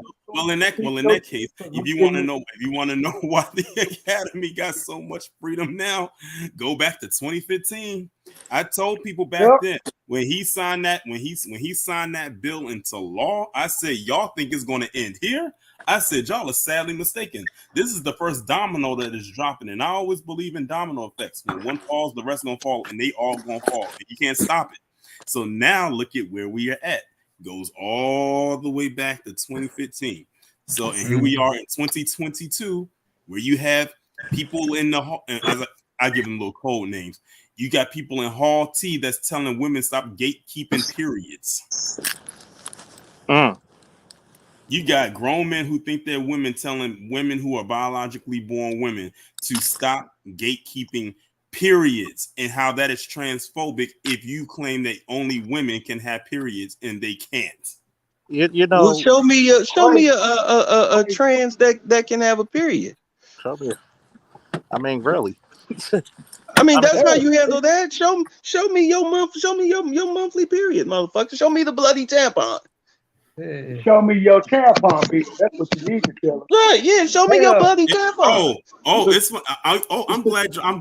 so glad y'all brought that up, because I kid you not, it was a couple years ago. Y'all may or may not have heard about it.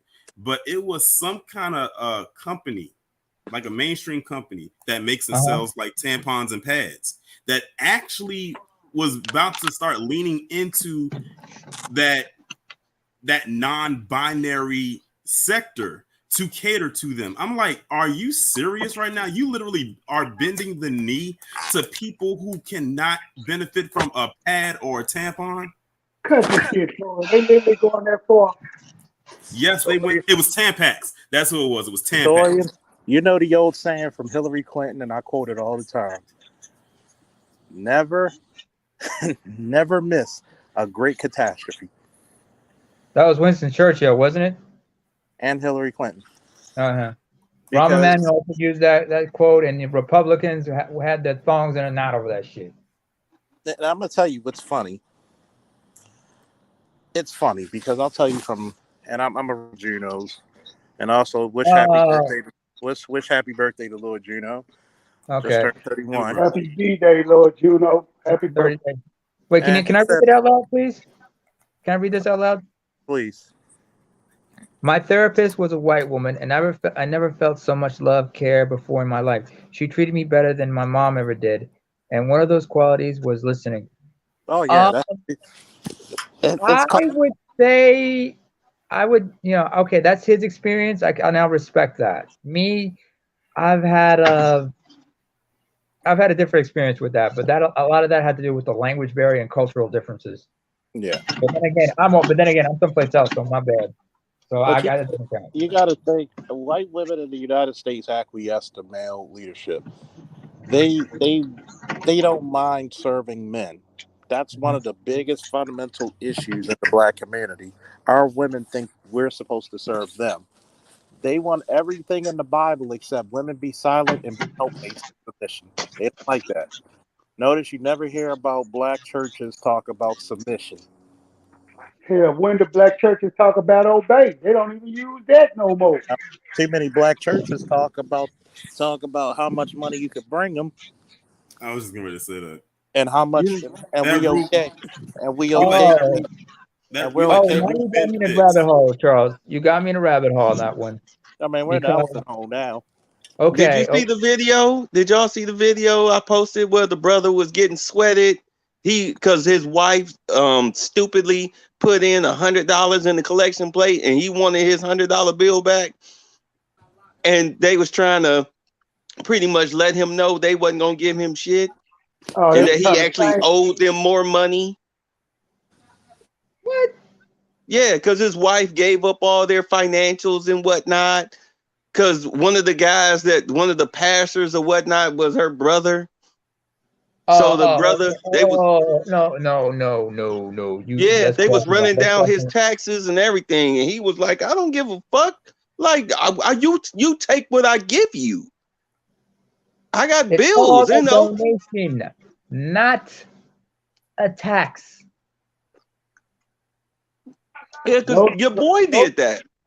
You know you can't join Creflo's church unless you turn over your tax returns.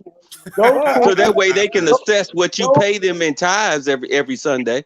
Those pulpit preachers don't have one iota, one clue what the word tithing really is supposed to mean. They think that's supposed to be all revenue for them coming in only. That's the problem. I'm still stuck on Creflo Dollar actually making that money to buy his jet. Remember that he had created like a GoFundMe to get like a $65 million jet. He said, "Because I need to travel to spread the blessing," and then people actually paid that money. He got to keep up with Jimmy Swaggart, fam. Yeah, but here's the difference between him and Jimmy Swaggart. Jimmy Swaggart, although he was pressured, owned up for his bullshit. Who remembers 1988, February 1988? I remember when he was crying on TV. I remember that. I was only 5 years old. Okay, I was only 5 years old when that shit happens. Understand that. I was a little ass kid. Charles was like it was like a couple months away from turning 6 by then. But I was a teenager when this was going on. But I accidentally came across that, and I was like, what's going on here? And my mother just like changed the channel because she was like, not our business. Because thankfully, no, I don't know. Because Bitter, you know my background.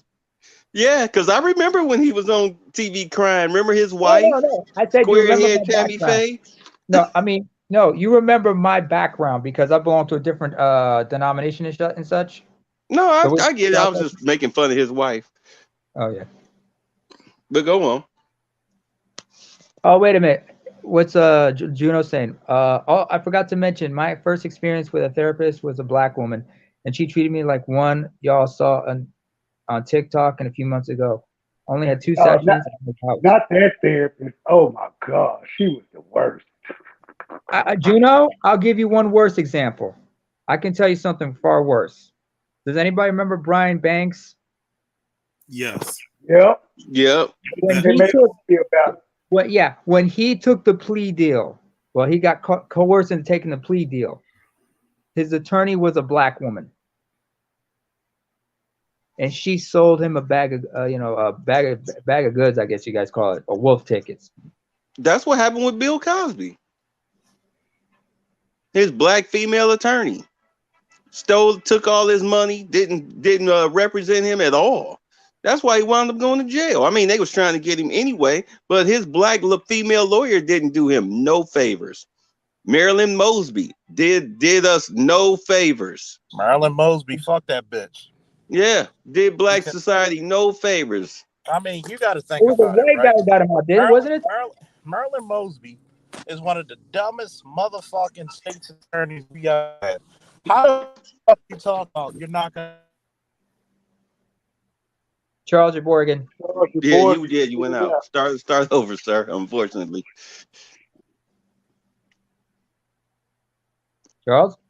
Charlie Brown. Yeah. And there you go. So, okay, start over. You were saying something about Marilyn Mosby. She actually said that she wasn't going to prosecute a lot of CDS arrests. So these cops caught up to this guy who was delivering drugs in his car. I mean, he had about 50 pounds of weed in his trunk. And because she said that shit on TV, you have to throw it out because a fucking defense attorney is going to eat that shit alive. She was a fucking bane to the existence of the people of Baltimore. The only reason she got voted because she was pretty. She was incompetent from the day is long. Then to come to find out she talking about criminals, but you the biggest fraud committing PP. See, this is the reason I'm gonna say this shit, and I gotta get on my soapbox in a few minutes. Let's hear it. Fuck, Mary Brown. The fuck you mean about black men getting PPP loans? Most black men did not get that shit. I know a lot of black women. I know a lot of black women that defaulted on those bitches. Matter of fact, Marilyn Mosby, how the fuck is it that your net worth is $4 million? You get paid $250,000 a year, not including with your husband, who's president of the city council, gets paid, and you got property in Florida that you sold, but you said you're going through a struggle. But during COVID, no one ever docked your pay. You were on salary and you were getting paid well. Explain that bullshit. But Mary wants to talk about black men using PPP loans. No, a lot of black men were still working because you like my boy electrician. You like all the rest of us truck drivers, police officers. We took the jobs y'all couldn't hack and still got paid and probably fed y'all asses. I'll take it a step further, Charles, and I actually mentioned it in your chat, but you probably missed it. Since people want to talk about Mississippi so bad, let's talk about the new welfare king, Brett Favre. Oh, yeah, go in. Oh, my God. Take him out back. Take him out back with baseball bat. When the Brett Favre thing came back, sweep him up underneath the rug. They're trying to sweep. And I'm gonna be right there to make sure the rug don't touch the floor. We're gonna keep that dust exposed. What I was saying was, like, when they brought up Brett Favre a couple months ago, like back in August, I was sitting here saying to myself, "This is a new thing." I first learned about this last year, but it was a blip on the radar. They didn't talk about it at length like they are now. And I think the only reason they're doing it now is because they're forced. I said what exposed it was because of that dirty water in Jackson.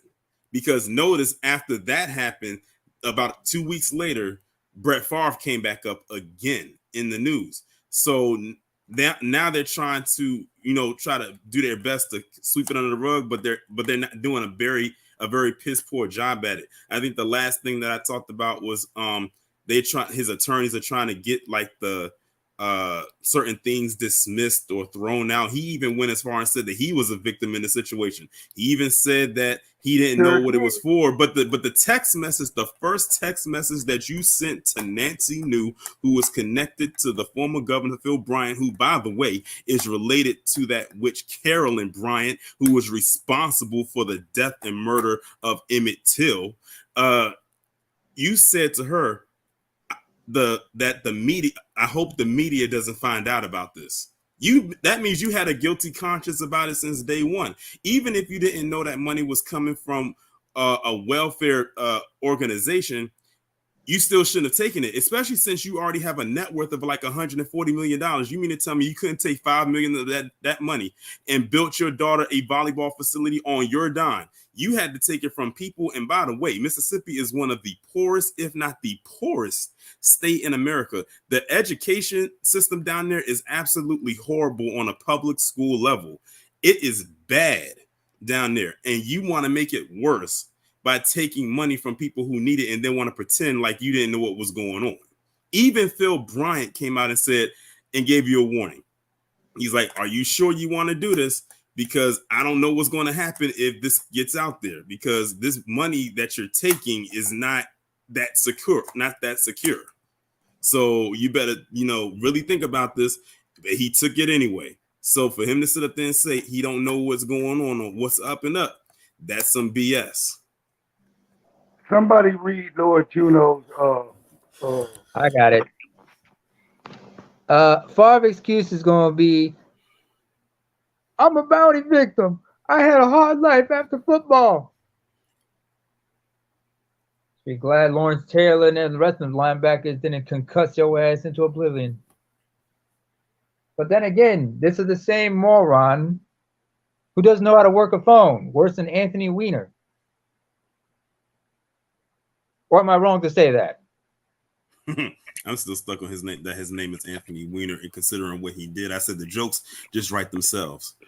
Yep. Speaking of wieners, what he did to that Jen Sturger reporter, that Jen Sturger chick, she still suffers from what he did. She's still seen as the big. I'm surprised she hasn't sued his ass. Do y'all know what I'm talking about? Yeah, I know what I'm talking. I know what you're talking about. The little picture. First of all, why would anybody want to do that? Send those type of pictures? Somebody explain that. That's what he looked like, a creep. Yeah, Brett Favre he got dusty nigga tendencies. I mean, let's be honest. Look where he from. Look where he's from. He's a dirtbag. Brett Favre has always been a dirtbag. It's just that the NFL always protected him, but they can't do nothing for him anymore. He was like the golden boy before Tom Brady. Yeah. Speaking of dirtbags, his dirtbag tendencies rubbed off on the guy who succeeded him as the starting quarterback for the Packers, right? Oh yeah, Aaron Rodgers turned into Brett Favre. Another scumbag. The Packers need to go ahead. I'm surprised the Packers didn't move on from him in the offseason. Be like, you know what? Fuck you. Just get the fuck out of here. We'll sign Devontae Adams and get rid of you. Hey, they ain't trying to give up on that great white hope now. Please. Meanwhile, listen, I said this past week alone, I did 3 videos on 2 black NFL players currently playing and 1 person who contributes as far as a commentator. The 2 players was Lamar Jackson and Deshaun Watson. The commentator was Mark Jones. Do you know they actually got mad at Mark Jones because he liked a tweet on Twitter that was calling Stephen A. Smith a Sambo for defending Jerry Jones? But he is a Sambo for defending Jerry Jones. But the thing is, they actually tried to reprimand Mark Jones for liking a tweet saying that he was. Who does Mark Jones work for? ESPN. Oh, well, there you go. He worked for that. He worked for Disney. Yep, he worked for the mouse. He worked for Disney. Because I tell you what, you don't see that type of behavior over at Fox Sports 1. Nope. They get rid of bitches over at Fox Sports 1 that cause controversy. Isn't that right? Who's the chick that was fuck Baker Mayfield in college? Brittany, no, not Furlong. Who's that chick? The one that got into it with the basketball father. You know what I'm talking about. The one guy who was playing with LeVar Ball? Yeah, the one that got into it with LeVar Ball trying to insinuate that he was abusing his kids. Oh yeah, that blonde haired white chick, and he got in her ass about that. Yeah, you see what happened? They got rid of her ass. They got rid of her ass. She's over working for what? The NFL Network, I think. Oh, good for her.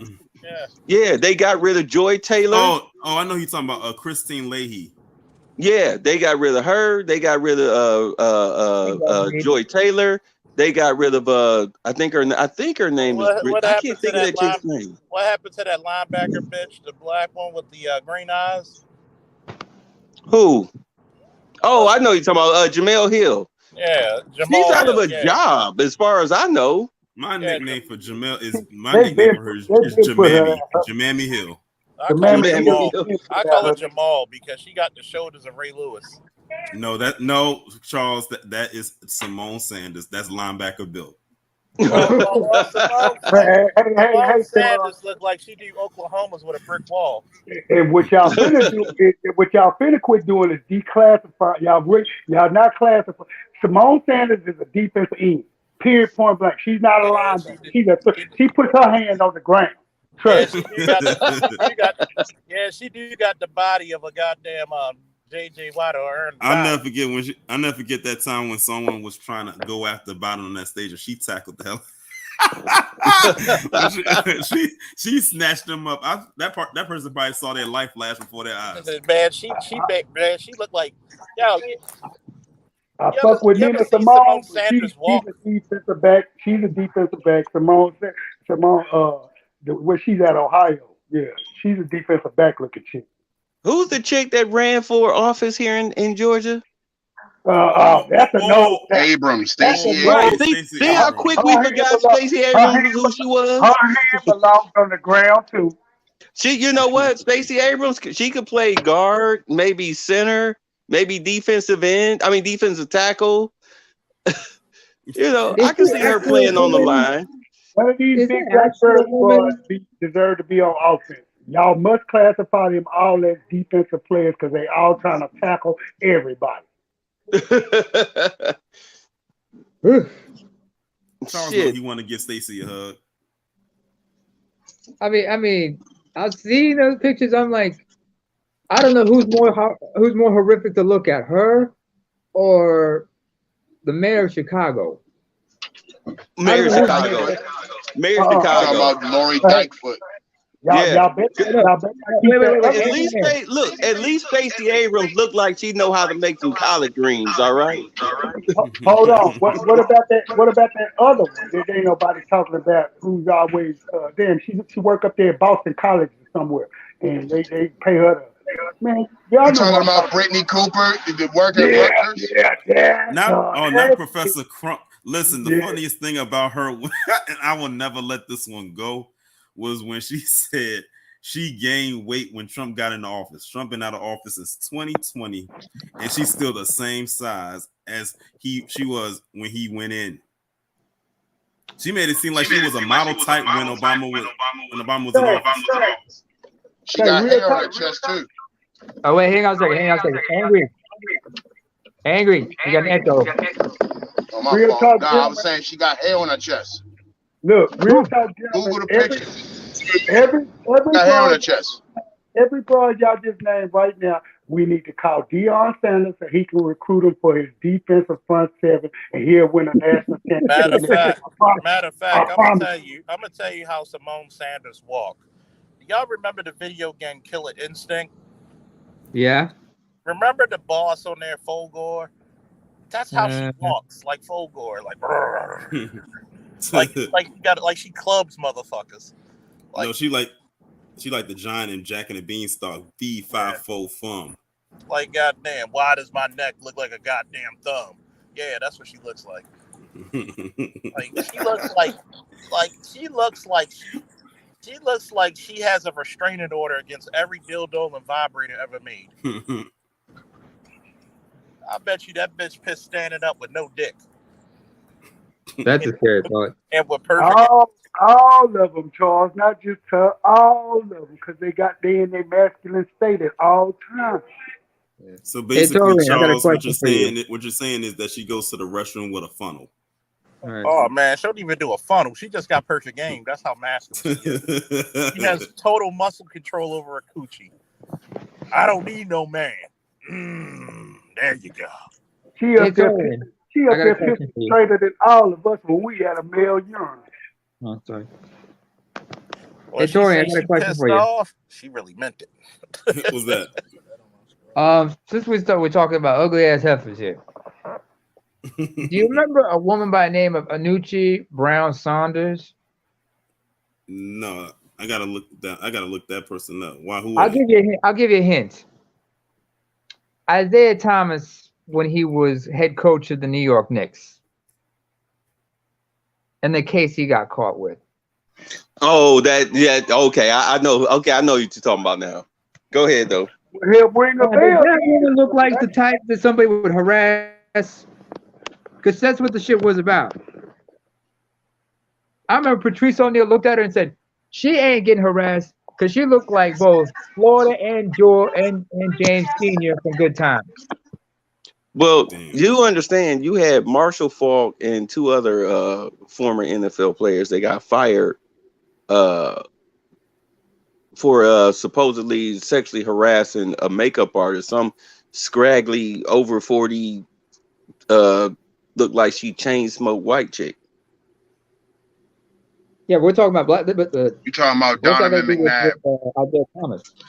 Because Isaiah Thomas Right, was but accused. I'm just saying, sometimes you get sometimes you will playfully fuck with, an ugly chick or a chick that's like a 6, like no higher than a 6, just being a dude, just being a dick. You don't mean nothing by it. You probably wouldn't actually fuck the bitch, but you do it anyway. And next thing you know, you out of a job after you was just trying to be funny.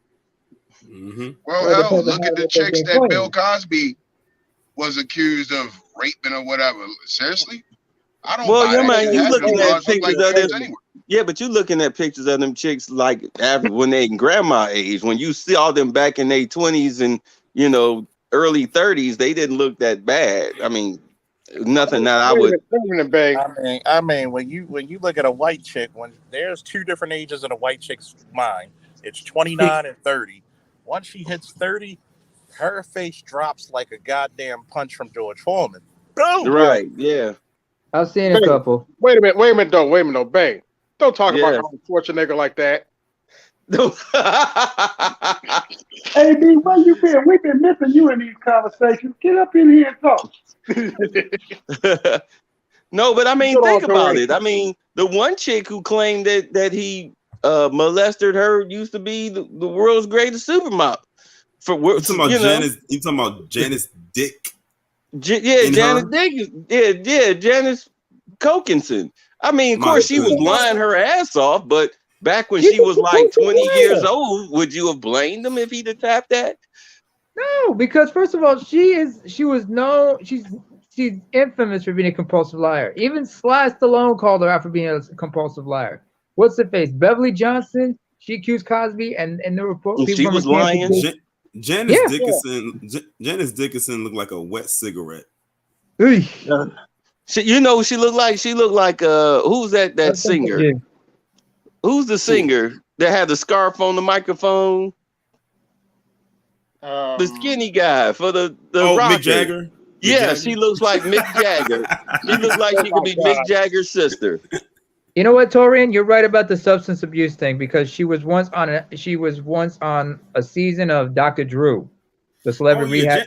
Janice Dickinson. She messed herself up like badly because she was into some heavy narcotics. Heavy narcotics, all over her face. alcohol. I remember, was it there was this one chick. If you remember Patrice O'Neal when he had the show Black Phillip, the radio show, I was crazy enough to just do research on every single woman that was on the show. And one woman they mentioned, not mention her name, but I saw what she looked like. I looked into her back story and realized, and at the show, and in the show, she mentioned that she was celebrating her sobriety. So I said, and when I looked at the pictures, I said, yeah, I see what it is. Hard. I was like, what's your drug of choice? What was your vice? Because she was 40 out on the show, and she was like haggard something. You look like you had a couple of ACL tears. It was Patrice's way of being nicer. But yeah, you just see. I've seen people who've been really messed up, and I'm around a lot of white people. So I know one friend. She's in her 50s. She's been clean from heroin for about 15, 20 years. But man, she looks kind of haggard, but she's okay. That's a good thing. But she looks fucked up still. Can I ask everybody? That might be fucking them up. Can I ask everybody? You know how fucked up she is? You want to know something really fucked up about her? It's really funny as hell. I'll tell you. She's got she's got tats, and she's got a tramp stamp. You know what it says on the tramp stamp? What? Don't fuck my ass. Damn. Okay. Let me ask everyone. I laugh my ass to her about it. We joke. I've met a couple of times. I crack jokes about that shit all the time. Let me ask everybody on this panel on this question. Why is it that white women can accept the wall, but black women can't? You'll be surprised how many white women do not accept the wall with all the plastic surgery. But they Tori ain't lying about that. That's true. But they accept it better than black women. Black women stay in denial. AL, I think I know why. Why? You know the old notion, black don't crack? They cling onto it like desperately. They ride that old wagon wheel till the wheels fall off. Exactly. They need to go sit down somewhere because some too old to be acting like that. Black may not crack, but a sponge does go dry. Yeah. Yeah. Man, you ain't shit for that. God bless you. Oh, I'm sorry. I'm supposed to say Barakulafi. My bad.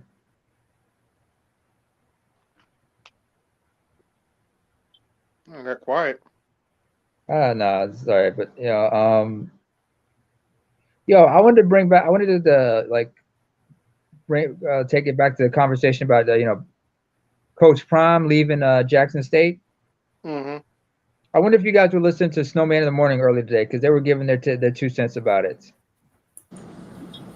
Snowman was over here earlier talking about it, but we all agreed in unison that he doesn't owe anybody shit. As a matter of fact, like Bay said, they ought to build a statue in his fucking honor. Anytime your sorry ass school didn't fucking put in a new facility for your athletes and your college students when it comes to fucking basic human needs such as drinking water, uncontaminated water. Like, really? Worse than Flint? I can't believe I'm about to quote this individual, but Roland Martin of all people came out and said, Roland Martin of all people came out and said, a lot of these Negroes out here complaining about Deion Sanders don't work for black companies. So don't support black businesses, but they're pointing the finger at Deion Sanders. Oh, right. I get it. Right. Here's my thing. What? Go ahead. Sorry. I remember when I was like, because I'm one of the moderators on Snowman's morning show. Right. And I broke it down a couple of times when I said, like, first of all, he was there for a reason. He was there for a season, so to speak, as Tyler Perry would say. Because the point of the fact was he was there to fix something, but he was not there to stay there for the long haul. He was there just to set up the foundation for a winning mentality and for them to build something on. It's kind of like it's like what somebody said to me. It's like my father once said to me, I taught and raised you to become an adult. Now it's time for you to be an adult. Black folks are like that. A lot of folks are like that little child who doesn't want to let go, even when they come of age. Well, I still ask the question. Let's say he had three years of going 5-6, 6-5, 5-6, and then he got the job in Colorado. Would anybody be bitching about him leaving, or would they be asking why y'all hire him? Like, he's mediocre. Do you understand what I'm saying? Yeah. Absolutely. He established a winning dynasty. They're supposed to continue on without him because he said, I gave you what you need. Now time to go on. Excuse me. That's supposed to be, I gave you the formula to be a winner. You're supposed to keep on the winning tradition. And here it is for black people. We always want to try to budget somebody. We want to get the budget hookup. And I mean, really, it's like I say for my business, great protection ain't cheap and cheap protection ain't great. You got to pay. A lot of these local DMV rappers hit me up and be like, do we got to do a contract? You fucking right, we got to do a contract. I had to tell one dude, and I had to swear it up to him. I said, look, are you on the same level as Freeway and Common? They were like, well, what you mean? You know what the fuck I mean. Are you on that level? I got paid goddamn anywhere from $700 to $1,400 a day to protect them. Can you even match that shit? Now, don't try to bottom feed me when you already know what your capabilities are. And this is a very good, reflection of the black community. Black men are not supposed to have any rights. Black men are not supposed to have any dreams. They're not supposed to be respected. They're not supposed to have a standard. They're not supposed to get what they're worth. You feel me? Notice all the people really talking about them are usually bitches and bitch ass niggas. Yep. Nobody said why would a fucking Hall of Fame, one of the greatest players, period, of all time. Yeah. The man was 40 still catching interceptions, damn near. And you telling me a guy who's a student of the game, a Hall of Famer, multiple time Super Bowl winner and champion, why would he set a price ain't yesterday's price, fellas? Well, he didn't. I want to touch on something that you were saying. All right. Because look, I've been cooking something up in the lab. All right. So why is it that I'm gonna introduce it probably this weekend or Sunday or Monday, whatever. But at any rate, it's funny how you can actually be involved in the project and want it to fail. I mean, that's it's funny, it's profound, but that's classic black people. People want to be good. People want to be a part of something that's great, but not greater than them. Yep. But you're involved. What part of people want to be a part of something that's great, but not greater than them? How many black people, when they see you doing something successful, congratulate you and say, man, teach me? How many black people? That sounds like, just on that statement alone that you said, that quote. Basically what that says is that's self-sabotage. Yep. That's self-sabotage. This is why you cannot commit a crime with another person. This is why you can't come up with your best friend. You know what I'm saying? This is why your chick will fuck up your shit. Your mama will rat you out to the police. All of this stuff. It's self-sabotage. It's self-sabotage. And it's like, how is your mindset set on self-destruction? Who taught you to self-destruct like that? If they can't get the hook, they will self-sabotage, gentlemen. Y'all know the drill. This is how the hood works. If they can't get the hook up, they will self-sabotage. Unfortunately. Yeah. That's why I posted in the chat earlier. I had said, "Welcome to America, a land of robbers, thieves, murderers, rapists, violationists, backstabbers, like pretty much a lot of dark, negative energy." Now that's something you can say has carried. That's something you can say is carried over for eons because it's still Hold on here. a second, Unfortunately, Torian. huh? What you just said earlier. Welcome to America and all that. Are you sure you weren't quoting Prince? Because Prince last album he had a song called that. Welcome to America. I didn't we know break that. down the same shit. Yeah. Welcome to America, or you can, or I can quote Donald Glover and say, "This is America." That too. Oh, by the way, hang on before we continue. Philip D. Redding, alaikum salam. Welcome to the chat, brother. How you doing? And I also forgot to mention also the former Master Sergeant or Sergeant Major on deck to Calvin Rogers. Mr. Rogers, how you been? Hey, speak of the devil. Oh yeah, every time he comes up here, we gotta say, and Mr. Rogers ain't got shit up on my neighborhood, and it's all good. I'm not gonna be up here long.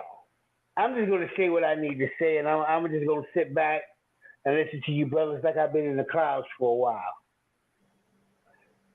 All you motherfuckers is hating on Deion Sanders. Here's 9 inches of dick you need to suck on it. Whenever a black man levels the fuck up, you bitches hate on him. Get him. He leveled the fuck up for all of us going to Colorado, but you bitches don't see that. Nope. And he's taking young black men with him. Wait a minute. Did I miss something? Nope. Did my black family miss something? Because this man says, like, you know what, I'm going to go out and get the best of the best. Which means he's going after the best black young men and the black talent in the United States. And they're going to be looking at him. Yeah. Excuse me, Mr. Rogers? In about 3, maybe 4 years, the NFL is going to be looking at him. But wait a minute, he ain't supposed to level up that high. Y'all hear that noise about him going to the NFL. I said it once, I said it again. Mr. Sanders has adamantly said that is not where he wants to go. College is where he wants to be. He's not going to go any higher. You're missing the whole Oh, I'm not missing the point. I know the point. I know exactly what y'all trying to get to with that point. I'm trying to reiterate to all of y'all who have the aspirational hopes for him. He has nipped that in the bud. He is where he wants to be. D1 top 5 level football. And his next transition from Colorado is going to be his home school, Florida State. Mark my words on that. He's not going to. He doesn't want to deal with. He does not want to deal with professional athletes because they do not listen. He wants to teach. He wants to teach. You can't teach professionals. They don't want. He's. You know what, Mr. Rogers? Excuse me, Mr. Rogers, sir. How about with your cameras on? But AL is right on point, sir. He has a point. He's got a point because a lot of the athletes you got nowadays. Yeah, it's all right. Yeah, it happens, sir. Yeah. But what AL's trying to say, he's right because a lot of these athletes nowadays, this younger generation of athletes, You know, they act like Kanye. They like, you know, you can't tell me nothing. But Deion is a grown ass man. He came into the league a grown ass man. Prime Time was just a character. Deion Sanders was a grown ass motherfucking man. Jerry, don't let the Jerry curl fool you. He was raised upright. Yes, he was. And his mama made sure of that. In fact, he even said this as well. Like with the piggyback of AL said, I remember he was in a conversation with a bunch of former NFL alumnus. They were talking about, you know, about the whole thing about, you know, players going straight out of high school into the NFL or one and done. He said, I'm against that. First of all, football is a man's sport. It's not like basketball or something like this.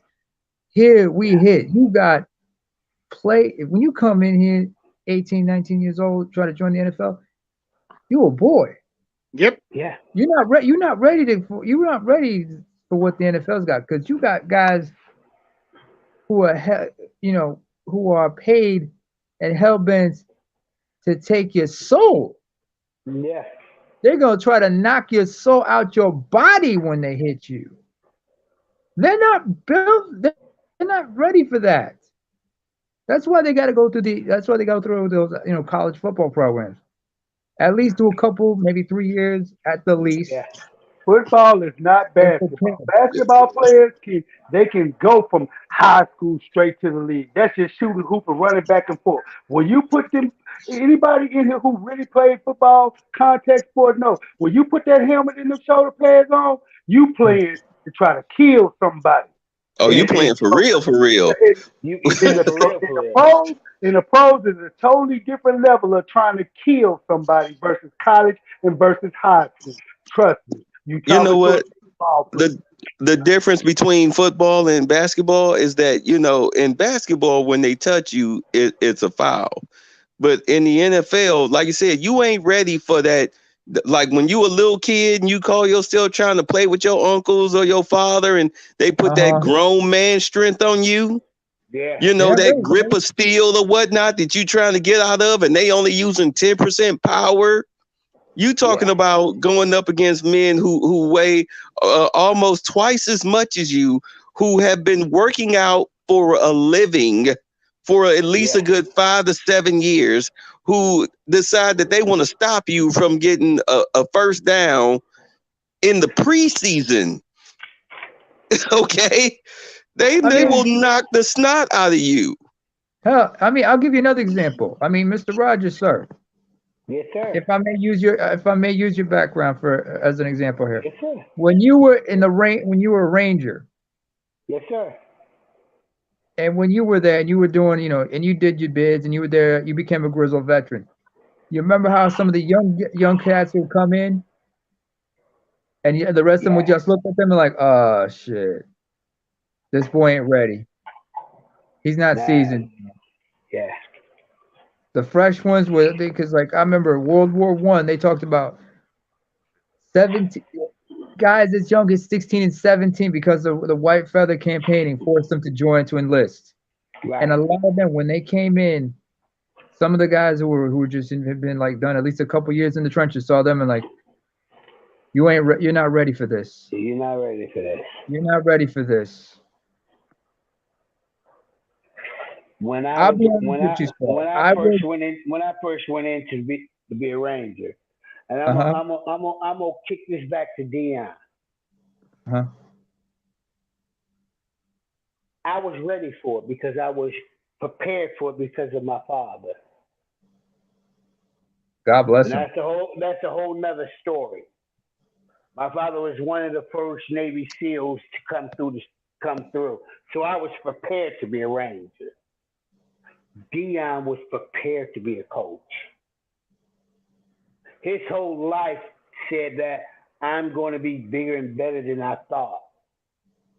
And something that he said, and I remember when he said it, when he was saying it when he went into the Hall of Fame, he's like, all I wanted to do which makes sure my mama never had to work another day in her life. When you a soldier and you see that, all I want to do is make sure another one of my brothers never have to die or be on a battlefield for the rest of his life. Do you know what And the that United States means? owes you a debt of gratitude for your service, sir. Do you know what that? Charles will tell you this. Do you know what that means to say like, I never want another one of my brothers on the battlefield? Sir, You even know that. if I answer your question, Yes, sir. if I may answer your question, Sure. I've got aunts and uncles who are war veterans. Where I'm from. I already know that, no, Dan. And you know this avatar, so you know where I come from on that one. But yes, sir. When it was my time to enlist, the younger ones had to sit me down. The younger uncles had to sit me down because they went through it and had to prepare me for it. Even though I went like 2 years too early, but right. I hated every minute of it. But I will tell you, it was the best thing that ever happened to me. Yes. Even though I went there too soon, I came out of there a little bit better, a little bit seasoned, but I still had a whole lot of growing up to do, even then. It's sort of like this. Mm-hmm. When I went in, I thought I was the best. Yeah, I could fight. The average person, I'd whoop your ass and just look at you and walk away. Mm-hmm. Boy, but when I went in and saw how what real hand-to-hand combat was. Mm-hmm. Yeah, I had a black belt in Bushido and I had a black belt in Aikido. It didn't mean shit to the motherfuckers who could kill you up close and personal. Yep. It didn't matter to none of that shit. And then you start acting like, oh, I'm one of the best there is. And I put my name out there that I'm the best there is. There ain't nobody better than me. And guess what? I'm going to show you I'm the best. Now, when I retire, I want to help the next generation get out. Yeah. But once I start helping you get out, you niggas gonna break into my office and steal my clothes, steal my watches, steal my jewelry, break into my car. And I'm not supposed to take the first best. I'm not supposed to take the next train to Georgia. Anybody tell me that he did something wrong, you a lying ass. Because that man did what he was supposed to do. I went and took the best offer came up. As O'Shea Duke Jackson said the other day, $275,000 was the least this man ever made in his life. Oh, right. Because like you're talking about when after the game he went to his office to find out that they went through his office. Shit. They stole his shit. Yeah, they stole his shit. Yeah. So you want me to stay at a black college where you don't steal my shit? That was the biggest insult right there. Yeah, that was the insult right there. And they just and the thing was, the team won a second consecutive conference division title, and then went through the season undefeated under him. And this is the thanks he gets. Yeah, I don't care nothing about you, nigga. You just another nigga in the neighborhood. You just got a little name for yourself. Fuck you. I'm taking your shit anyway. Oh, really? Damn. And now it's starting to come out that he didn't get his percentage of ticket sales, amongst other things. Yeah, they did him dirty. Yeah, they did him dirty. Those people on that campus did him dirty because they said, he got money. He's not going to miss it. It's not about the money. It was the principle because you just showed. They showed their hand right there. No, it is about the money because No, no, every no, no, no, other no, race no, of no. people would have got paid what they were supposed to get paid. Yeah, angry. No, angry. You're not getting my point, man. I hear get what you're saying. you. I get you. I hear you. What I'm saying is, yeah, it is about the money, yeah, but it's more than just the money. The money is one aspect of it, but Jackson State, by doing what they did to him, they showed the true colors. They showed their hand, and they showed how freaking shady of an athlete of a university they are. Bro, you remember that? You remember that Dave Chappelle skit about Rick James? Yeah. And he said they should have never gave you niggas money. Yeah. Well, this is why people say shit like that. Because for the first time, you got real money coming onto the campus. This is what niggas do. This is what these black colleges do. This is what black people do.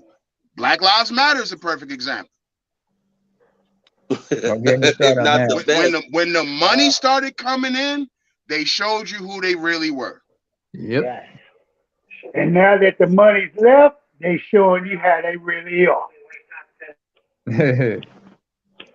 Any other race of people, they roll out the red carpet for their greats. Yes, they do. Yes, they do. But you steal from Neon Deion. But you steal from Primetime. And you hate the fact that he said, like, I'm gonna go to a better college and bring some of these young black boys to a better college. And No. to a better league where they may have a chance to get to the NFL. No. Or just a chance at a better life, period. What he say? What he say during the introduction? No crime up here. No crime up here. Yeah. Not to mention, this man came out his own pocket to feed these boys. Yeah. You think he didn't? I watched it on YouTube. Yeah. Not to mention, these boys were student athletes. The big emphasis, first and foremost, they were students because he said, "Hey, you want to play on this team? You better keep it. You better make sure your grades are up."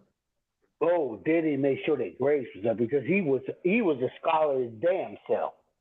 Yeah. Deion was not a dummy. You know, that's the problem right there. That's the problem right there. Go ahead. He was not a dummy. No, that's not what I'm getting at, sir. What I'm saying is, so many black mothers, in some cases black fathers for that matter, yeah, when it comes to their students, their kids who go into college, they always emphasize athletic endeavors. In every neighborhood, a lot of those boys are hoping that their athletic endeavors will get them into a scholarship, just scholarship their way through college, in a good college, and from there into the NBA, and everything will be working out all right. Not understanding that a very small percentage of high schoolers are going to make it all the way to the NBA through college. 1%. Exactly.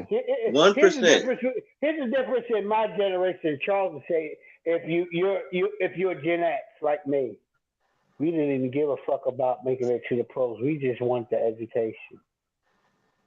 If we were smart enough to make it to college, and we could play football, baseball, or basketball, all we wanted was the education.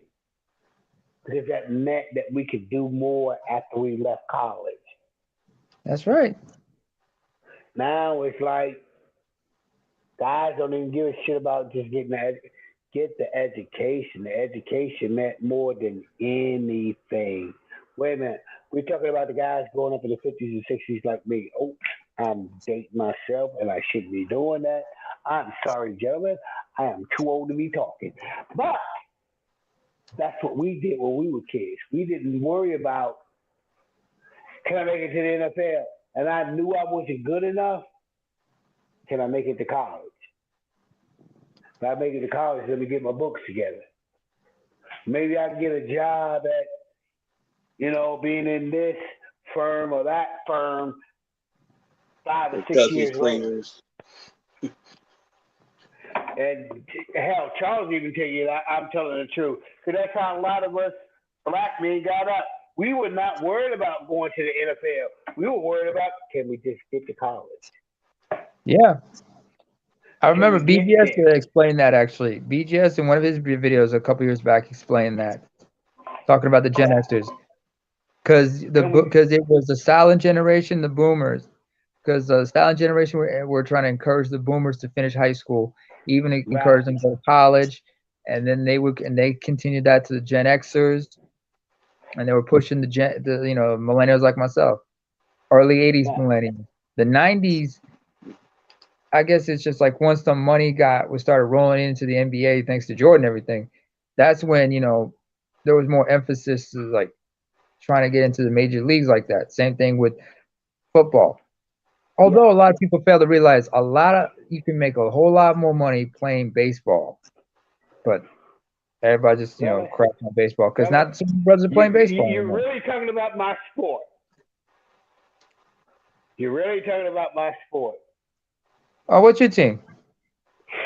Man, I'm a Cleveland Indians, and my position was the human vacuum cleaner.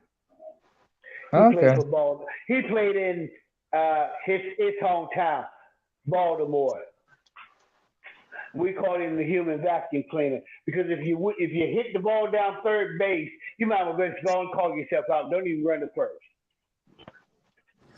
I'm gonna say this. Am I saying the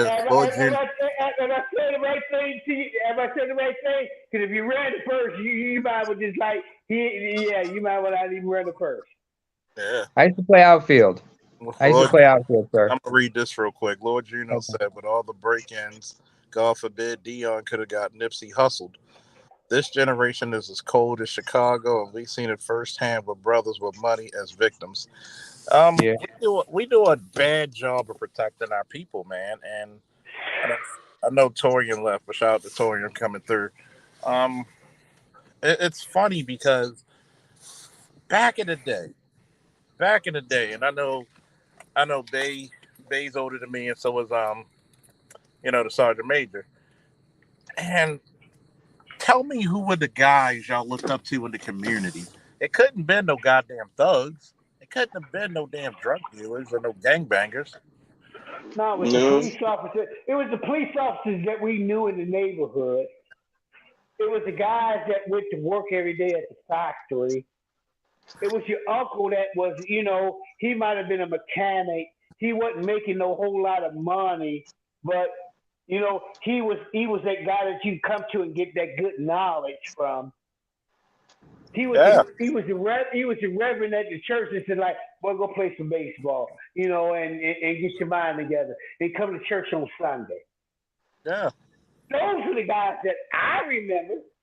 What about you, Bay?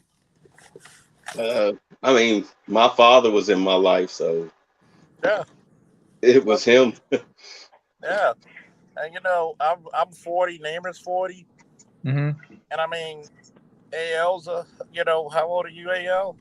49. 49. So I mean, it's funny how. Oh, you're a 73 baby? Yes, sir. All right. And shout out to my sister Tracy. I guess. Well, now it's 1 o'clock. Yesterday was her birthday. Turned 50. Oh, happy birthday to her. Turned 50. You don't look a damn thing like it. And it's funny because are we not the last generation to have actual fathers and real men in the home? Yeah. Yeah. Yeah. And this tells you, like, yo, them people back in the day would have been like, you leave that motherfucking coach alone, or we coming down there and we're gonna regulate some shit. I remember back in the day in the 80s, when a kid was like talking to the drug dealer, was like, "I want to be like you when I grow up." He gave him a 20 and said, "Nah, you don't want to be like me. Get your ass to school. Go to the store and get your ass an education. You don't want to be like me." I remember a story like that. I remember somebody talked about, was a filmmaker talked about that because he said, like, when I was a kid, if one of the dealers saw us on the block, he said, "What are you doing here? We just getting some money here. Get yourself some shoes and stay off the block. Don't let me catch you around here." So yeah. They didn't want. They knew what they were doing was wrong, but they were making sure that the next generation did not pick up it. So they were like, "What was it? What was the KS used to say? What was it Mr. Samuels used to say? Let one generation wear overalls, so the next few generations can wear suits." Yeah. I mean, think about it, right? Back in the 80s, and I'm not condoning drug dealers, and no. At least when they saw an old lady with her groceries, you would either buy her groceries or help her with the bags. You got niggas who will see an old lady struggling with her bags and laughing. See, this if is they what don't I like. rob her. If they don't rob her. And this is the part that kills me, right? Because every time I talk about the epidemic of single motherhood did what crack cocaine couldn't. Never do. I mean, I'll give you an example of where I'm from. The public buses. When the elderly person got on the bus, when an elder got on the bus, excuse me, not elderly, that's disrespectful. When they got on the bus, the young people would get up out of their seats and offer it to them as a show of respect. A woman with a baby. A woman with a baby, pregnant woman. Yeah, especially a pregnant woman. Anybody. I still do that. I just don't. I do that. Hold on, Charles, wait. I do that still. I still carry my upbringing. I still carry that. Even though a lot of Scandinavians look at me kind of weird, why are you doing that? I said, it's called being polite. Because sometimes I get on my seat and just let a family who's got their kids, have the seat, and they're like, "Yeah, thank you." I'm like, all right. Some people look at me sideways about it, and I don't get upset about it, but it is what it is. I want you to realize this: is that when growing up, because we're not too far in age. Yes, there's some people older, but we're not too far in age where it's a severe gap. Growing up, you had my father, who was a Vietnam vet with the Marine Corps. You had my grandfather, because my father's father died when I was around 4 or 5. He was a Korean War vet, and he was a body and auto man. My grandfather used to work in Inner Harbor Ford. I'm showing my age now. And that's right where Port Covington is now, off of Hanover Street. And yeah, I know where that's at. Yep, and it's funny because you used to see my grandfather working on the cars and the vehicles, and you would see other black men working there, and it was like, wow. I would always bug him to get $1 to go to the snack machine, and he would just sit there, and you would just be in awe of like, how do you fix this? And you would, and my grandfather from my father's side, he was a body and auto man. They said he was so good, your car could be in a collision, and he said he'll fix it up so well that you wouldn't even recognize your own shit. Damn. Yeah. And it's like, you had the police officer, you had the firefighter, you literally had men of courage and bravery. The postman, the doctor, the lawyer. electrician.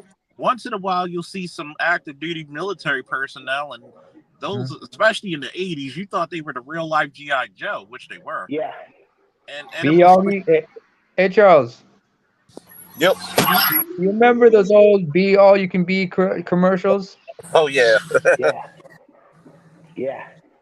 Oh yeah. In fact, you know what? I gotta give a shout out to something. If any of y'all were stationed overseas, you guys might remember. Those who were to the older generation, you might remember AFRTS. But if you were stationed overseas, like in the 90s, it was AFN.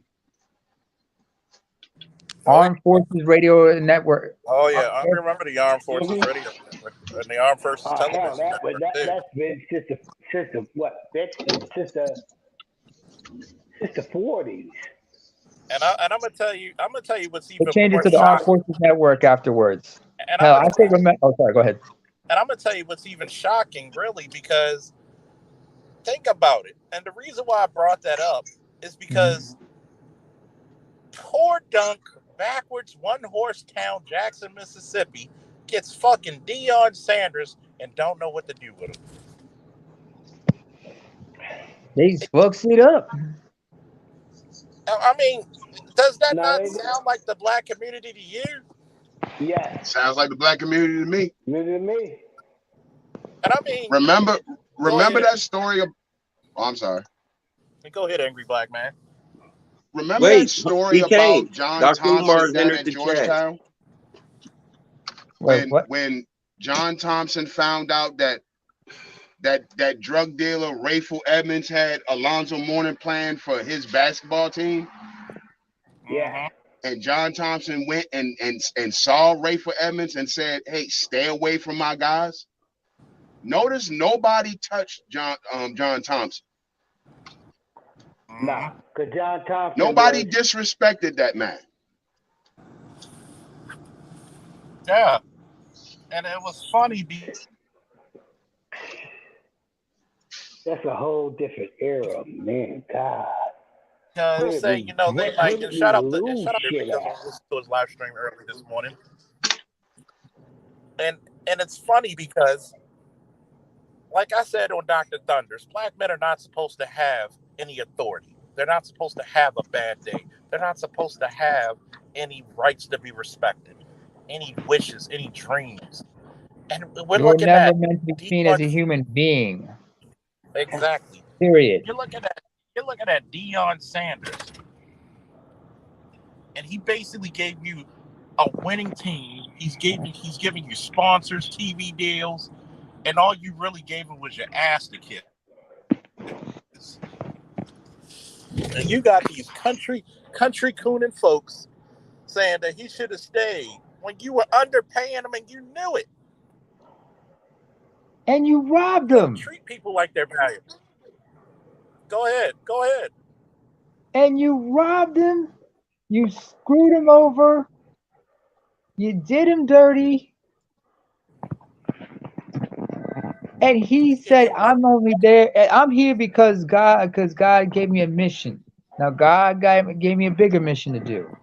But my work is done here. You guys got to continue what I set up, because I set this up for y'all to continue and carry the tradition. You know what the next tradition is? And y'all ain't gonna like this. Get your passports and leave, brother. Because motherfuckers don't give a fuck about good black men walking around here trying to do the good thing, you know what, for his family and his people.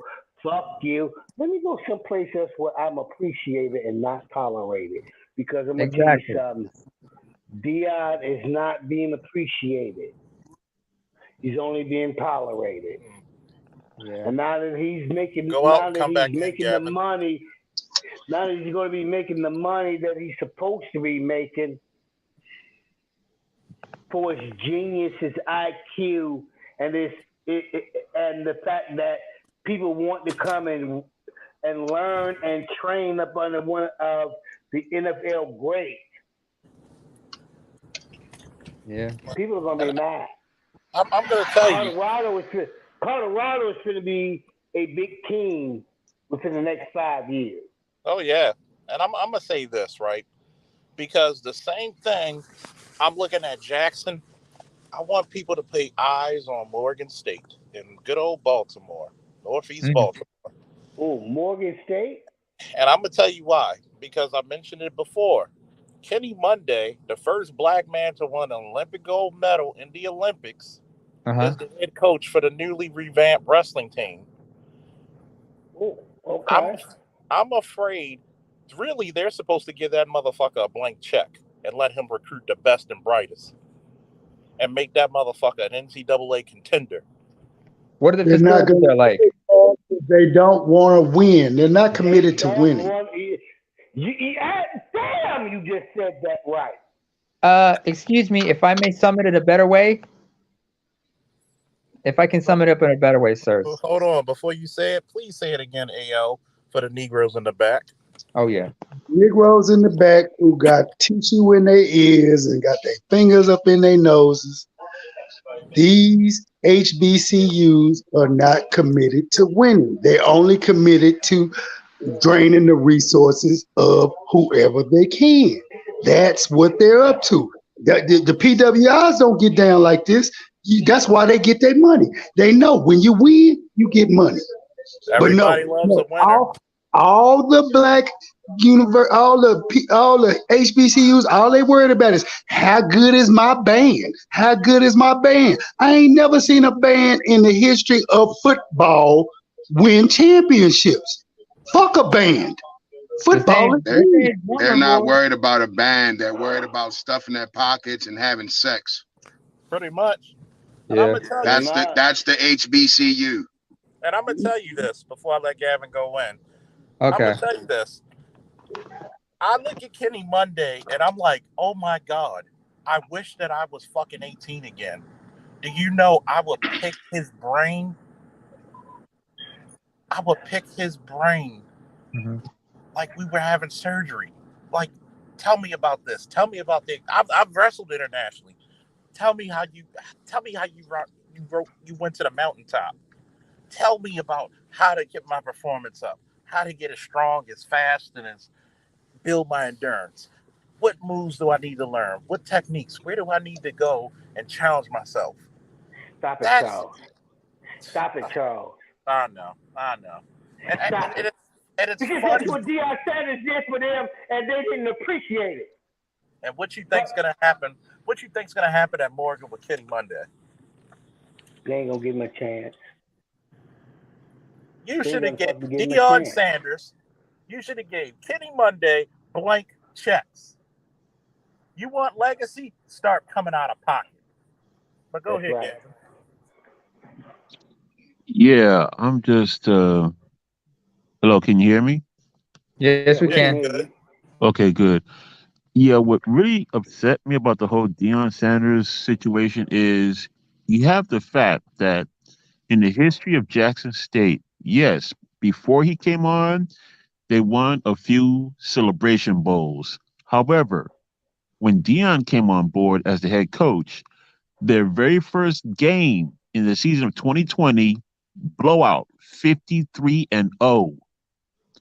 While he's there on the field as the head coach, some female student breaks into his office to steal his personal things. So that's the reward he gets on his first day on the job. And it just goes downhill from there. I thought he went. Then you have the I fact thought they he, went. Wait a minute. I thought they went. It was 5-3, right? The first year. No. The first game they played. Okay. The score was 53-0. Oh, I see. My bad. First day on the job. And then he revamps, upgrades their facility. Yes. The football facility. He refurbishes it, improves it to whereby they have a video room so that after the games they go watch themselves and study the moves that they made. That's why his record there is 27-5. No, this sir. season they're He 12-0. upgraded the whole athletic facility. If you look at that place before he got there and you look at it now after he's left, that place actually looks like a legitimate university athletic facility. Their facilities have been upgraded. That wouldn't have happened if Deion Sanders did not come. They don't care about before that. Before he came, the football team used to go to a high school and play. Gentlemen, have you ever seen what the band equipment look like? That's some expensive ass shit. And when all the major HBCU universities can make sure their bands look better than PWIs, you know something is wrong. And the football teams look like a junior high team. It's bullshit. Deion Sanders always said, when you look good, you feel good. When you feel good, you play good. Yep. And why you think they were winning? He put them in some look good ass gear. Man, they ain't never had uniforms like that till he got there. What they say, Under Armour made sure they had as many uniforms that rivaled the University of Oregon. And Oregon's got a different uniform for every day of the week. Yeah. Yeah. The Ducks? Damn. Yeah. That's yeah.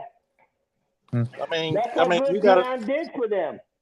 you gotta, you Awareness. gotta show a proven winner, right? Show a proven winner. And I can tell you from coaching experience, and anybody who coach, especially if you coach in a fucking inner city school, you could make the boys winners. And guess what everybody's gonna do? They're gonna try to shortchange you. Yeah, They they're do gonna it hate on every single fucking time. Time. It's ridiculous. Do you know how many times I put 3 new wrestlers, never wrestled before, in championship finals? How many motherfuckers you know could coach that? You didn't How put many? them. You coached them. You showed them. You taught them what they need to learn, and they did the work. You showed Championship them what they finals. needed to do, and they got there on their own, thanks And I to mean, your guidance. and I mean, we go to the athletic director. Hey, next year, how about the tournaments? Well, we don't have the budget, but I noticed you got new Jordans for your basketball team. Why is the fucking athletic director? That's what they were saying. Yep. And I mean, I swear to God, man, black people get in the way of their own people. A few of us can pull the fucking whole society of black people ahead. But you know what we do? We have a bad fucking job of cutting the rope with the motherfuckers pulling us up. Am I Let me lying? put it this way, Damn, Charles. that's a good one. Yeah. Let me put it this way, Charles. Just to borrow a little soundbite from Snowman in the Morning's one of their intros and whatnot. As the sports commentator to a college football team said, "Let's go back to losing. Parking was a lot easier." Mm-hmm. And I mean, think about it. How many of these guys wouldn't have been seen if they would have went to an HBCU? And they always come back to support black charities, black schools. I mean, I'm looking at this shit. 90%. And what's sad about this shit is that so many people, so many goddamn people, right, are going to criticize him for wanting to be great. See, this is the thing I tell all my wrestlers and I tell my son. Everybody's not going to believe in your dreams because you're the only one who can see them when you sleep.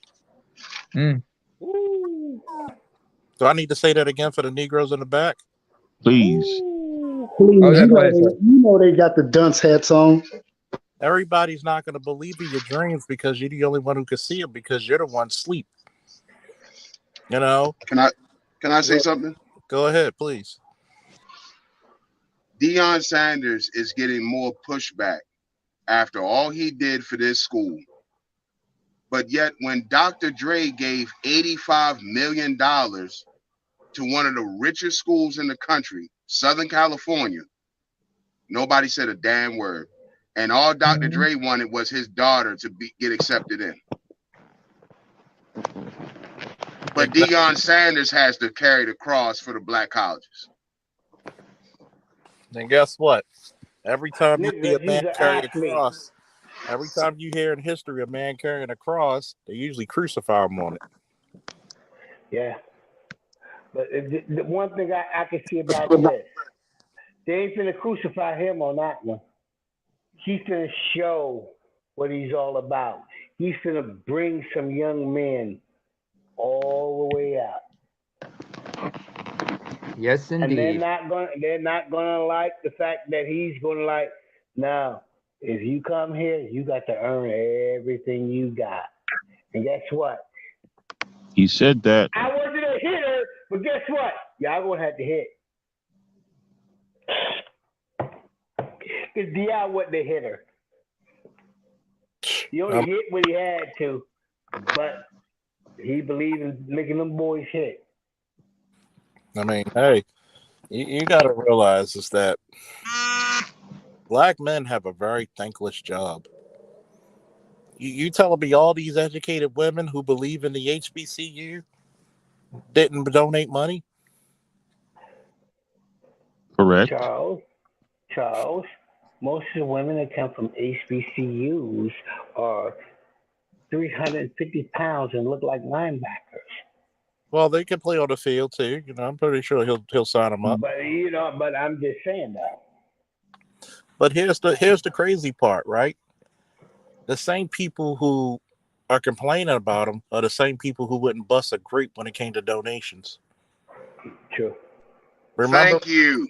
Remember when I had my GoFundMe? The same people who talked about my GoFundMe, but the same people who didn't fucking put a red fucking cent. Shit. The same people talking about Deion Sanders after he gave up half his damn salary before taxes to make the damn athletic department somewhat presentable. Ask these same people to give up half their measly ass salary for something. Exactly. I want to go even further than that. These same motherfuckers who said Bill Cosby is fucking guilty need to turn back their fucking degrees when he built up the scholarship money for their raggedy asses to go. Woo. Thank you for bringing Bill Cosby up. Let me say something real quick. Once again, black people never stay on code. All these black people that benefited from Bill Cosby. Hold on for a second. We can't let you get away with that without saying it again for the niggas in the back. Hey, all y'all motherfuckers that shitted on Bill Cosby, right? After all the money he gave to these black schools, these niggas turned around and shitted on him for the white media. Notice how white people don't shit on Vince McMahon for doing the exact same shit. And he never gave money to any damn body. Actually, he gave money. It was just to the people that he gave it to the people who he intended to shut the fuck up. We don't understand code. Shit. Say it again. Say it. God damn it. We don't understand code. You know One, what? Let's in the say Bill words of Frankie Cosby's Beverly, hey, let's say Cosby's a piece of shit, right? But he's our piece of shit. Yeah. Yes, he is. You don't see people in the media talking shit about Vince McMahon. No, you do that behind closed doors. And guess what? Here's the crazy part, right? Cosby gave you two gifts. He gave you a functional black family, and he gave you a reason. Let me put it I'm going to say this, and I'm going to let you finish your thought. Cosby's the reason why the fucking HBCUs got a major boom in the fucking 80s and 90s. From fucking a different world. Facts. But continue, please. Remember when back in the early 90s, everybody was wearing the black college sweatsuits and shit? Yep. Shout out to Martin. Shout out to Cosby. Shout out to fucking Living Single. Shout out to Living Color. Shout out to all these black sitcoms that were showing. Band Brothers. Family Matters. And the very people today that's talking shit about how Deion is a sellout and you know he could have built up the HBCUs.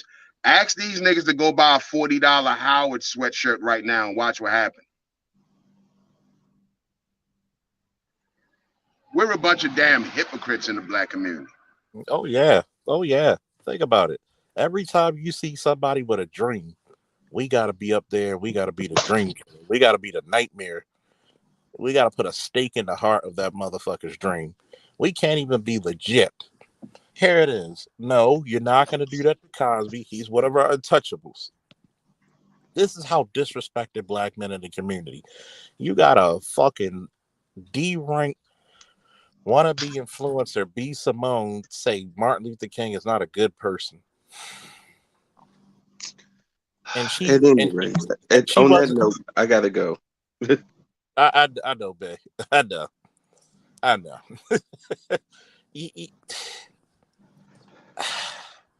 I'm sorry. I got to do this. Charles, you got to forgive me for this. Let not some heifer by the name of B. Simone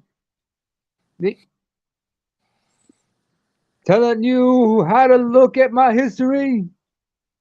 Because I don't give a damn what this woman thinks. Because if it weren't for me and my generation, she would not be living in fear. Exactly. She'd be taking a headbutt from white supremacy like that. And end up with CTE. I tell you I thought that was some of the most disrespectful shit. And this is recurring because I'm pretty sure if, let's say, Serena Williams was the coach of a fucking Jackson tennis team and she goes to Colorado, guess what we would be saying? Ooh, Black boo. girl magic. Black Black girl girl magic. magic. Black excellence. Black Yeah. Black women. Oh, we black women so fucking great. Damn. I mean, Y'all know Deion is about to get 2 jobs out of this situation, don't y'all? Because if y'all ain't been paying attention, Deion is a 2-sport star. Colorado does have a baseball team. So don't be surprised if you see him Hello. coaching the baseball team too. Yo, I gotta say something about Prime though. You know how he walks and everything? You ever notice how the man walks sometimes? mm-hmm. Yeah. I mean, I didn't think, I'm sure he's okay, but he looked like, he took a lot of hits when he was playing, He don't move around like he used to. I mean, well, he's in That's his because of the blood clots in his legs. He had an Yeah, operation earlier, so they had to he amputate had some of his toes. yeah. They took 2 of his toes. He's correct. They took 2 of his toes. That's why he walks like that. The year before last is going into his second year coaching. He was walking around with one of those wheelie carts. They got 4 wheels on them and a thing you put your knee on because he wanted to still be active coaching. He had to use that for almost damn near a year, dude. Yeah. I mean, nobody gives a fuck about. Nobody gives a fuck about. See, I'm gonna tell you this, and anybody who coaching will tell you, coaching takes a toll on you. You should see the NFL. I remember watching this clip from CNN Sports once back in the late 90s, early 2000s. They were talking about about NFL coaches and how their lives are usually affected. How stress, I mean, the level of stress you got to be under, Mm-hmm. how much you just gonna, I mean, and you notice some of those coaches in the NFL, especially the white ones, like a lot of them, they've been out of shape. Mm-hmm. And a lot of them, I'm sure a lot of them have have a history. If anybody's ever checked out their medical history, they realize, damn, that coach was a time bomb. Yeah, I mean, you got to think about it, man. You're in charge of billions of dollars of merchandise. Because guess what? Let's just face it, your property. When you're an athlete, your property. I don't care what nobody say. It doesn't sound. I know it doesn't sound nice. That's what it is. Your property. It's the And truth, though. It's not supposed to be nice. it's not supposed to be nice. The medicine is going to be very thick and chalky. No. And Let me put it this way, Charles. Like in the words of Eddie Griffin, truth be like rain. It doesn't give a fuck who it falls on. don't give a fuck. And you got to think about it, man. This is a man in his mid 50s, blood clots, missing toes, everything working for free for this school, and it still wasn't goddamn enough. God damn it, Gino, that might be the fucking phrase that pays for today. And I was right to say that, like I noticed how he was walking everything. I said, is he all right? Why is he walking like that? Yeah, you got to remember there's some injuries that collect. Yeah. Even you could look at some firefighters, look at some military personnel, look at some police officers. There's times when I feel like I'm 20. There's times I feel like I'm 50. I remember this. I remember as a kid watching the AFR, Armed Forces, network and everything. This is like the late 80s. I remember watching, there was if anybody remembers Mean Joe Green, if that name rings a bell. AL, do you remember that name? I do. Mean Joe Green? Who? Well, what about me and Joe Green, North Texas State Finals, NFL Hall Okay, of okay, Famer? all right. This is the 1980. Okay, this is back in the late 80s. I remember watching him doing a PSA, trying to raise awareness about arthritis and how it affects not just elderly people, but how it also affects children. Because he was trying to raise awareness about the damage of arthritis. Because how many players have had their careers, because accumulating injuries and everything, walking like that, arthritis also is in there. I mean, Albert Bell, his career, his baseball career came to an end abruptly because he had arthritis in one hip. Not to mention he was gaining a lot of weight too. Yeah, I mean, it's hard when your legs give out on you, man. I know how it felt, when I had my surgeries, man, and it was like crazy. People don't think of how much these guys give, how much a black man gives. I mean, the body of Christ is basically a black man. I'm about to say something so real and so sober to make y'all think, and I want y'all to ponder on it after I say it for a while too. If we took away football, basketball, baseball, how valuable would our black boys be to their mothers? Think about it. Because how valuable would those black boys be to America, period? Hold on. The only reason why those single mothers stick their boys in the sports is for what? And we all know what it is. A lottery. To get them out of poverty. Yep. My baby go buy me a house one day. And notice with the white boys, when they get up there, they're thinking they're fathers. Black boys think they're mothers, not and here's the hypocrisy of it. It's their mothers who raised them in poverty. I want you to think about that. It's their mothers who raised them in poverty. Damn. I remember Tiger Woods back in his prime when he was coming up and he was entering his prime. Earl Woods Sr. was always there watching his son. Of course, you couldn't cheer him on. Everybody had to be quiet. But after completing one of his after winning one of those tournaments, those major tournaments, Tiger was looking for his parents. And you know what was the first thing he did? He hugged his dad. Mm-hmm. He hugged his dad. And I'm going to tell you how only in the black community we'll make up shit to make the man the villain. It's messed up. LeVar Ball. Deion Sanders. No, first of all, LeVar Ball, it's a little bit of a mixed bag with him because I'm going to stop you right there. How can a man who gets 3 of his sons playing for professional teams, who's been with the same woman for decades, raising, guess what? Not one of his children are in prison. I know. But yet you had that white bitch try to say that he's abusing his kids. No, that's not what I mean. Those boys are crazy about their father. I know they love their father, but I don't know. I get this weird gut feeling about the cat, about the man. You know what I'm saying? Mm-hmm. I mean, you can't fault me for that. I listen and talk and everything. But I don't know, something in my gut just like, like you get that gut feeling about certain people. But that's part of the stick that he does to get attention for his boys. That's part of the stick. Yeah. Nobody had a gut feeling about Cal Ripken Sr. Exactly. And Cal Ripken Jr. was, dope. But then again, nobody has a gut feeling about Daddy Manning. Oh yeah, Archie Manning. Nobody had a gut feeling about him. How about Bobby Bond? He got his boys to the pros. And both are 2-time Super Bowl champs.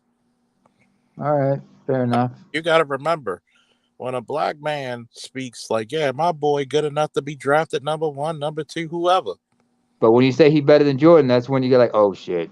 But that's part of his stick. When he says that, he's getting His attention. shtick. See, we can't be just. It's the Lamar Jackson effect. Oh, he can't run, he can't throw, but at one time he had more touchdowns than anybody when his MVP year. I mean, think about it. You let that motherfucker go, and I love my Ravens, but you let that motherfucker go, and you know what the fuck happens? He gets to a team, and that motherfucker wins a Super Bowl. Preferably a team where they got a good running game. And and they got some monster receivers. Yes. And a dominant tight end. I said, here's the crazy part, right? And also, but first and foremost, a solid offensive line. Oh yeah. And you telling me we'll scrutinize Jackson, but we won't but you know the white boys, they can throw like 2 touchdowns and 4 interceptions. Oh, you can see the potential of this guy.